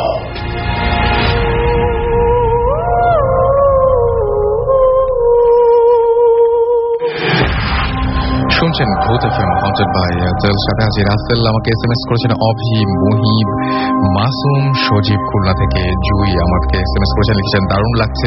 হীরা, দীপ্তি, সুমন ময়মনসিং থেকে আমাদের SMS করেছেন শাহরিয়ার বাগেরহাট থেকে, এছাড়াও মাধব আমাদেরকে SMS করেছেন শাম্মী, SMS করেছেন মোহাব্বত, SMS করেছেন হাসনাত চাঁদপুর থেকে, এছাড়াও এসকে রনি আরো একবার SMS করেছেন আমাদেরকে SMS করেছেন জামাল, SMS করেছেন আমাদেরকে মেটালিকা অর্ণব ফ্রম পটুয়াখালী। রাসেল ভাই আপনি আচ্ছা ভূত এফএম পেতনি এফএম শুরু করছি, তিনি তাই বলেছেন আর কি, এবং তিনি একটা রেডিও স্টেশনের একটা আইডিয়া দিয়েছেন সেটার জন্য। গ্লোরি আমাকে লিখেছেন সেগুন বাগিচা থেকে যে আমি আমার কাজিন সাফা ভূত এফএম অনেক লাভ করি, থ্যাংক ইউ সো মাচ আমাদের সঙ্গে থাকার জন্য। লাবণী উত্তরা থেকে লিখেছেন আমার অনেক ভয় লাগছে বাট এনজয় করছি। স্বপন লিখেছেন খিলকা থেকে আমাদের SMS করেছেন। চলে যাব ঘটনায় এবং আমাদের সঙ্গে আরো একজন গেস্ট রয়েছেন, তার কাছে ঘটনা শুনবো। কি নাম আপনার? Hello dear listeners, this is Mehedi from pack and আজকে আমি একটা হন্টেড হাউসের ঘটনা শেয়ার করতে যাচ্ছি। সেটা হচ্ছে বাসার ক্লেম ছিল যেটা যে বাসার মধ্যে 1 বছরের বেশি কেউ স্টে করতে পারে না, বাট আনফর্চুনেটলি ঘটনাটা যার কাছ থেকে শোনা হয়েছে তারা আনফর্চুনেটলি ওই বাসায় 1.5 বছর যাবত ছিল। সো ওই বাসায় যখন তারা নতুন নতুন শিফট হয়েছিল তখন ওই বাসায় জাস্ট একটা স্পেসিফিক রুম ছিল, এই রুমটাতে বাসার তার মেয়ে এবং তার হাজব্যান্ড এবং 2 চিলড্রেন তারা রুমটাতে শিফট হয়েছিল। সো ওই রুমটাতে যখন শিফট হওয়ার পরে তারা মানে একটা স্পেসিফিক টাইম, দ্যাট মিনস 2টা থেকে 3টার ভিতরে আর কি তাদের ঘুম ভেঙে যায় এবং তাদের বাসার ঠিক পাশে ছিল একটি আঙুর গাছ, যেটার দিকে তাদের চোখ যায় এবং চোখ গেলে দেখা যেত যেটা যে একটা শ্যাডো, ব্ল্যাক শ্যাডো, যেটা উইন্ডো জানালার লেফট সাইড থেকে রাইট সাইড এবং রাইট সাইড থেকে লেফট সাইড একটা মানে হিউম্যান শেপ আসা যাওয়া করতে মানে খুব স্পিডে। দ্যাট মিন্স রেগুলারই ঘুম ভাঙতো একটা সময় এবং রেগুলারই ওই আঙুর গাছটার দিকেই চোখ যেত। হ্যাঁ সেটাই। Okay fine. এন্ড প্রথমে জিনিসটা এক্সপিরিয়েন্স করে আর কি ওই আপু, দেন আর কি তার হাজবেন্ড, বাট তার জিনিসটা ফানি হবে বিদায় আর কি ফ্যামিলি কারোর সাথে এক্সপিরিয়েন্স করেনি, মানে সরি এক্সপ্রেস করেনি, শেয়ার করে, হ্যাঁ শেয়ার করেনি। বাট একদিন আপু আর কি ঘুম ভেঙে দেখলো যে শ্যাডোটা তারা ডেলি দেখতো সেই শ্যাডোটা ঘরের বাইরে না, তাদের বাসার ভিতরে, এবং তিনি খুব ভয় পেয়ে যায় এবং সেটা তিনি ফ্যামিলি মেম্বারদেরকে ডেকে বলে। সো ডেকে বলার পরে তারা বাড়িওয়ালার কাছে রিকোয়েস্ট করে যে আপনারা গাছটি কেটে ফেলেন, গাছটি এরকম মানে হয়তো কোনো জিন বা কোনো কিছু থাকতে পারে। সো বাড়িওয়ালার কাছে খুব রিকোয়েস্ট করার পরে তারা গাছটি কাটতে রাজি হয়ে যায় এবং গাছটি কেটে ফেলে। বাট গাছটি কাটার আগের রাত্রে আপুকে স্বপ্ন দেখানো হয় যে তোমরা যদি গাছটি কেটে ফেলো তাহলে আর কি তোমার ফ্যামিলি মেম্বার বা তোমার চিলড্রেন্সে কোনো ক্ষতি হতে পারে। এন্ড তারা তারপর আর কি নিজেদের ভয় কাটানোর জন্য গাছটি কাটিয়ে ফেলে এবং গাছের শিকড়টা উঠিয়ে গরম পানি ঢেলে দেয়। সো অ্যাজ উই নো যেটা যে শিকড় উঠিয়ে যদি গরম পানি ঢেলে দেওয়া হয় ওই জায়গায় গাছ ওঠে না। বাট উইদিন 1.5 মাসের ভিতরে যেটা গাছটি ওঠে এবং খুব বড় ভাবে উঠে এবং ডালপালা যেটা যে তার বাসার জানলার ভিতর দিয়ে বাসার ভিতরে ঢুকে যায়। তারপর আবার ওই যে শ্যাডো দেখার অ্যাজ ইউজুয়াল ঘটনা চলতে থাকে এবং তারা বাড়িওয়ালাকে খুব রিকোয়েস্ট করে সেকেন্ড টাইম গাছটি কাটিয়ে ফেলে। বাট সেকেন্ড টাইম ঘটনাটা আবার রিপিট হয়েছে, যেটা রিপিট হয়েছে সেটা হচ্ছে যেটা যে তাদেরকে আবারও স্বপ্ন দেখানো হয় যদি গাছ কেটে ফেলা হয় তা ফ্যামিলি যে কোনো মেম্বারের কোনো খুব ক্ষতি হবে আর কি। আচ্ছা, কিন্তু তারা ভয়ের জন্য জিনিসটা বারবার কেটে ফেলছে। সো যেটা যে কেটে ফেলার পরে তাদের বাসায় বেশ কয়েকটা চিলড্রেন ছিল। সো ওই আপুরই সব ছোট মেয়ে, ওই 5 বছর বয়সে। সো ওই মেয়েটা আস্তে আস্তে মেয়েটার মধ্যে কিছু ওয়েয়ার্ড এক্সপিরিয়েন্স দেখা যায়, যেটা যে মেয়েটা বাসা যত সব ছোট বাচ্চা আছে তাদের সাথে খেলা ছেড়ে সেপারেটলি খেলতে থাকে এবং একা একা কথা বলতে থাকে এবং রাতের বেলা ঘুম ভেঙে ওই জানলা দিকে তাকিয়ে থাকে, জানলা দিকে খেলতে থাকে। আচ্ছা, এন্ড বাচ্চাটা অ্যাক্টিভিটিসে বাড়তে এত খুব বেশি বেড়ে গেছে যে বাচ্চাটা বেশ কয়েকদিন 5 বছরের বাচ্চা সে বাসার মেইন ডোর ওপেন করে সে বাসার বাইরে ওই আম গাছটা স্পেসিফিক কোনায় বসে সে অন্ধকারে খেলতে থাকে। সো এটা আর কি ফ্যামিলি মেম্বাররা খুব একটু টেনসড এবং বাচ্চারা কার সাথে খেলে সেটা যদি কোনো মেম্বাররা জিজ্ঞেস করে তাহলে সে কোনো অ্যান্সার দেয় না। বাট একদিন হেড অফ দ্য ফ্যামিলি যে ছিল সে জিজ্ঞেস করেছিল যে তুমি কার সাথে খেলো, সে অ্যান্সার দিল যে আমি একজনের সাথে খেলি, বাট কার সাথে খেলে সেটা আর কি কোনো অ্যান্সার দেওয়া হয়নি। সো এটা কোনো অ্যান্সার দেওয়া হয়নি। সো তারা খুব এরকম অনেক রকম অ্যাক্টিভিটিসে তারা টেনসড হয়ে তারা হুজুরকে ডেকে আনে এবং হুজুরের সাথে কথা বলে বাসাটা বন্ধ করে দেয়। এবং এটার পরে শুরু হয় যেটা যে বাচ্চাটা আস্তে আস্তে তার কথা বলার শক্তি এবং চলাফেরা এবং খাওয়া দাওয়া সবকিছু আর কি হারিয়ে ফেলে। So according to medical science তাকে যখন ডাক্তারের সাথে কনসাল্ট করানো হয় তখন বলা হয়েছে যেটা যে বাচ্চাটি এসএসপি ডিসঅর্ডার এফেক্টেড। বাট হুজুর যেটা বলেছে যেটা যে গাছটা কাটার ফলে গাছে যে প্রেজেন্সটা ছিল সেই প্রেজেন্সটা কি তাদেরকে ক্ষতি করেছে, বাট গাছটি না কাটা হলে তাদেরকে কোনো ক্ষতি করতো না। সো এটা ছিল আমার স্টোরি। ওকে, সো এই বাচ্চাটার মধ্যে কিছু চেঞ্জ আসে আপনি বলেছিলেন, বাচ্চাটা ধীরে ধীরে অন্যরকম হয়ে যায়, রাইট? কি পরিবর্তন এসেছিল তার মধ্যে? বাচ্চাটি কথা বলার শক্তি হারিয়ে ফেলে, ইভেন এখনো পর্যন্ত সে কথা বলতে পারে না এবং যেটা যে তার চলাফেরা বা খাওয়া দাওয়া সবকিছু আর কি মানে অ্যাজ লাইক যেটা যে মানুষ যদি প্যারালাইজ থাকে ওরকম আর কি বাচ্চাটা। কেন এরকম হয়েছিল বলে মনে করেন? এই যে আঙ্গুর গাছ প্রতিদিন একটা মানুষের একই সময়ে ঘুম ভাঙবে, একটা দিকে চোখ যাবে এবং একটা কিছু উইয়ার্ড একটা কিছু দেখবে যে রুমের এক পাশ থেকে আরেক পাশে একটা শ্যাডো চলে যাবে, এটার পেছনে কোনো কারণ আছে? জানা গেছে কিছু? এটার পিছনে তারা জাস্টিফাই করার চেষ্টা করেছিল। ইভেন আসলে বিষয়টা হচ্ছে যে বাসার যে ল্যান্ডলর্ড তারাও আসলে অ্যাকচুয়াল ল্যান্ডলর্ড না। ওই অ্যাকচুয়াল ল্যান্ডলর্ড যে ছিল সে সামহাউ মানে অ্যাক্সিডেন্টে মারা যায় এবং তাদের দূর সম্পর্কের আত্মীয়রা আর কি ওই জায়গায় এখন ল্যান্ডলর্ড হিসেবে থাকে। তারা আর কি পুরো হোল যে স্টোরিটা সেটা আমাদের সাথে মানে শেয়ার করতে পারে না। অলরাইট, আচ্ছা, রিয়াদ আমাদের এসএমএস করেছেন ফ্রম বেলাবো নারসিংদী থেকে যে রাসেল ভাই আমি একা ভূত এফএম শুনছি। ময়মনসিং থেকে পূজা আমাদের এসএমএস করেছেন, প্রতিবার এসএমএস করি। আচ্ছা, কয়টা এসএমএস পাঠালে আমার এসএমএসটা পড়বেন ভাইয়া? আমি আপনার এই নাম্বার থেকে মাত্র একটি এসএমএস পেয়েছি এবং আমি দেখতে পাচ্ছি আপনি একটি এসএমএসই পাঠিয়েছেন, আমি নিশ্চিত। আমাকে ত্রিপর্ণা এসএমএস করেছেন, ত্রিপর্ণা সবুজ চট্টগ্রাম থেকে, যে আমরা হাজব্যান্ড ওয়াইফ একসাথে ভূত এফএম এনজয় করছি। আমাদেরকে পল্লব এসএমএস করেছেন, এছাড়াও এসএমএস করেছেন আমাদেরকে অভি ফ্রম বাড্ডা, আমাদেরকে এসএমএস করেছেন শারমিন, এসএমএস করেছেন আমাদেরকে শাকিজ মামুন, এসএমএস করেছেন নীরব চট্টগ্রাম থেকে, ওয়ালি আমাদের সিলেট থেকে এসএমএস করেছেন, এসএমএস করেছেন আমাদেরকে দেখতে পাচ্ছি বাসার মিরপুর 12 থেকে, এছাড়া আমাদের এসএমএস করেছেন মিম এবং আমাদের এসএমএস করেছেন আশিক সহ আরো অনেকে। আমাদের সাথে আরো একজন গেস্ট রয়েছেন। আপনি তার আগে বলি যে আপনি যদি কখনো রাতের বেলায় এই মুহূর্তে ঘুমাচ্ছেন, হঠাৎ করে যদি আপনি আবিষ্কার করেন আপনার মতো কাউকে এবং আপনি যদি এই মুহূর্তে আপনার মতন ঠিক আপনার মতন দেখতে কাউকে আপনি আবিষ্কার করেন, অথবা এই মুহূর্তে আপনি হয়তো বাথরুমে যাওয়া প্রয়োজন, আপনি বাথরুমে গিয়ে ঠিক আপনার মতোই কাউকে আবিষ্কার করেন, তাহলে কেমন লাগবে আমি জানি না। তবে আমাদের সাথে যিনি বসে আছেন তার জীবনে এই ঘটনাটি রয়েছে, তিনি ছোট্ট করে সেই ঘটনাটি বলছেন আপনাদের সবাইকে। আচ্ছা, কি হয় আপনার বলেন তো? আমি শহীদুল্লাহ কায়সার, আমি লালবাগ থেকে এসেছি।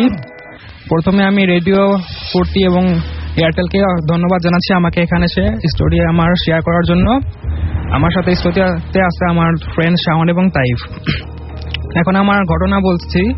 আমার বাসাটা হচ্ছে লালবাগের এমন জায়গা যেখান থেকে ঢাকা মেডিকেল খুবই কাছে এবং সেখানে প্রায় প্যারানর্মাল ঘটনা ঘটে যায়। আর আমার বাসার সামনে পিছনে প্রায় প্রত্যেকটা জায়গায় মানে সুসাইডের কেস আছে। যেমন দেখা যায় যে অধিকাংশই হচ্ছে যে তারা ফাঁসি দিয়ে মারা যায়। আর আমার বাসা যে ঘটনাটা প্রায় ঘটে, দেখা যায় রাত্রে দরজায় নক করা হয় বা জানালায় নক করা হয়। তো কিছুদিন আগে জানুয়ারির 5 তারিখে আমার মার সাথে প্রথম ঘটনাটা ঘটে। আমার মা, আমি আপনার সাথে আপনার ঘটনাটা শুনতে চাইছি, যে আপনি যে আপনার মতো কাউকে দেখেন সেই ঘটনাটা বলেন। আমি রাত্রে, সেটা হচ্ছে জানুয়ারির 10 তারিখে আমি রাত্রে ঘুমিয়েছিলাম। তো আমি প্রথমে ফিল করি যে আমি একজনের নিঃশ্বাস আমার নাকের উপর ফিল করতে থাকি এবং আমার ঘুম ভেঙে যায়। তখন বাজে রাত 4টা কি 4:30। প্রথমে আমি ঘুমিয়েছিলাম, পরে আমি যখন ঘুম থেকে উঠি তখন দেখি যে আমার চেহারা একেবারে আমার পাশে শুয়ে আছে এবং তার চেহারা আমার চেহারা খুবই মিল রয়েছে এবং তার চোখ দুটো সাদা। তাই ভাবছি হয়তোবা আমি মিররে আমার প্রতিবিম্ব দেখতে পাচ্ছি, বাট আমি যখন একেবারে খেয়াল করে দেখি যে না, সেটা আমি মিররে আমাকে দেখতে পাচ্ছি না। আপনার মিরর ছিল?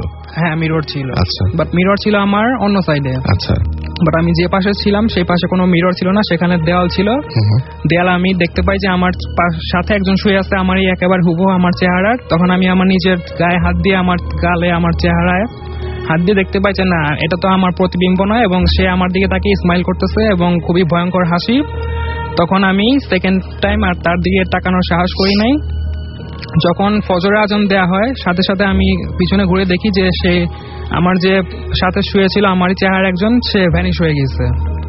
এটা ছিল আমার ফার্স্ট ঘটনা। আচ্ছা, তো এই ঘটনাটাই আপনার বেসিক্যালি হয়েছিল যে আপনি আপনার নিজের মতো একজনকে দেখেছেন এবং আপনি পুরোপুরি ফিল করতে পেরেছেন যে রক্ত মাংসের একজন মানুষের মনে হচ্ছে। আমি আমার নাকে ফিল করি পেয়েছেন তার মানে, এবং এটা ভয় মানে কি বলবো, যেটা ভুল হওয়ার কোনো কারণ নেই এবং এটা এবং আপনি স্বপ্নও দেখছিলেন না, দ্যাটস ফর শিওর।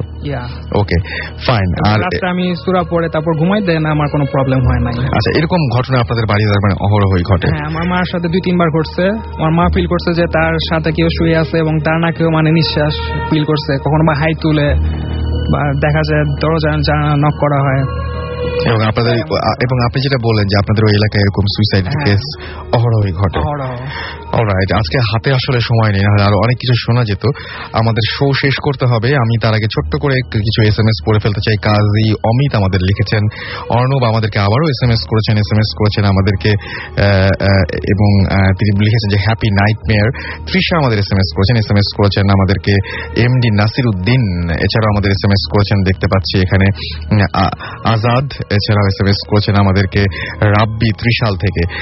আর আজকে যারা SMS পাঠালেন তারা অনেকে আছেন যে অনেক করে SMS পাঠিয়েছেন, তাদের সবাইকে অনেক ধন্যবাদ। যারা একটি হলেও SMS পাঠিয়েছেন তাদেরকে সবাইকে ধন্যবাদ। যারা একটিও SMS পাঠাননি কিন্তু আমাদের সঙ্গে ছিলেন তাদেরকেও অসংখ্য ধন্যবাদ, কারণ আপনারা ভূত FM এর সাথে থাকেন বলেই ভূত FM এরকম জমজমাট হয়ে ওঠে। এবং আপনারা যেরকম গল্প পাঠাবেন, যেরকম ঘটনা আপনারা আমাদেরকে জানাবেন, ভূত FM সেই রকম ঘটনায় আপনাদের সামনে নিয়ে এসে হাজির করতে পারবে।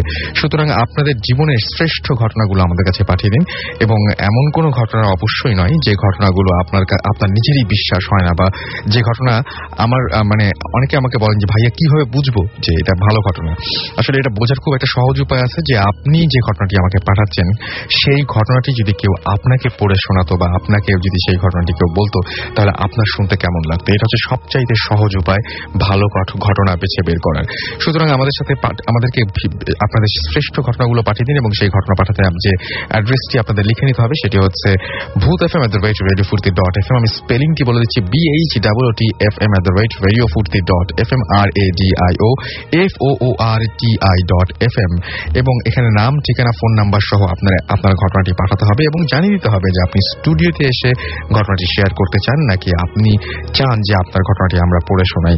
এনিওয়েজ, আজকে শো কেমন লাগলো সেটাও আমাদের SMS এখন আর সময় নেই, সুতরাং ইমেল করে জানাতে পারেন আজকে শো কেমন লাগলো, কিভাবে কি চান আপনারা ভূত FM এ কি হলে ভালো লাগে। আসলে ইট ডিপেন্ডস অন ইউ। আপনারা যখন ঘটনা পাঠাবেন আপনাদের ঘটনা যেমন হবে ভূত FM তেমন হবে। আসলে যাই হোক, কথা হবে আবারও আগামী শুক্রবার। সেই পর্যন্ত সবাই ভালো থাকবেন, সুস্থ থাকবেন, সুন্দর থাকবেন, মোস্ট ইম্পর্টেন্টলি ফুর্তিতে থাকবেন, এবং অবশ্যই সুস্থ থেকে মানে বাকি রাতটা সুন্দরভাবে পার করবেন। এবং যে ভয়ের ঘটনাগুলো আপনারা শুনেছেন সেই ঘটনাগুলো অবশ্যই বারবার করে মনে করার চেষ্টা করবেন না। অবশ্য মনে করলেও কোনো আপত্তি নেই, তাহলে আগামী সপ্তাহে হয়তো আমরা আরো ভালো, আরো ভয়াবহ কোনো ঘটনা পাবো।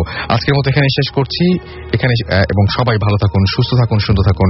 আরো একবার বলছি, মোস্ট ইম্পর্টেন্টলি ফুর্তিতে থাকুন।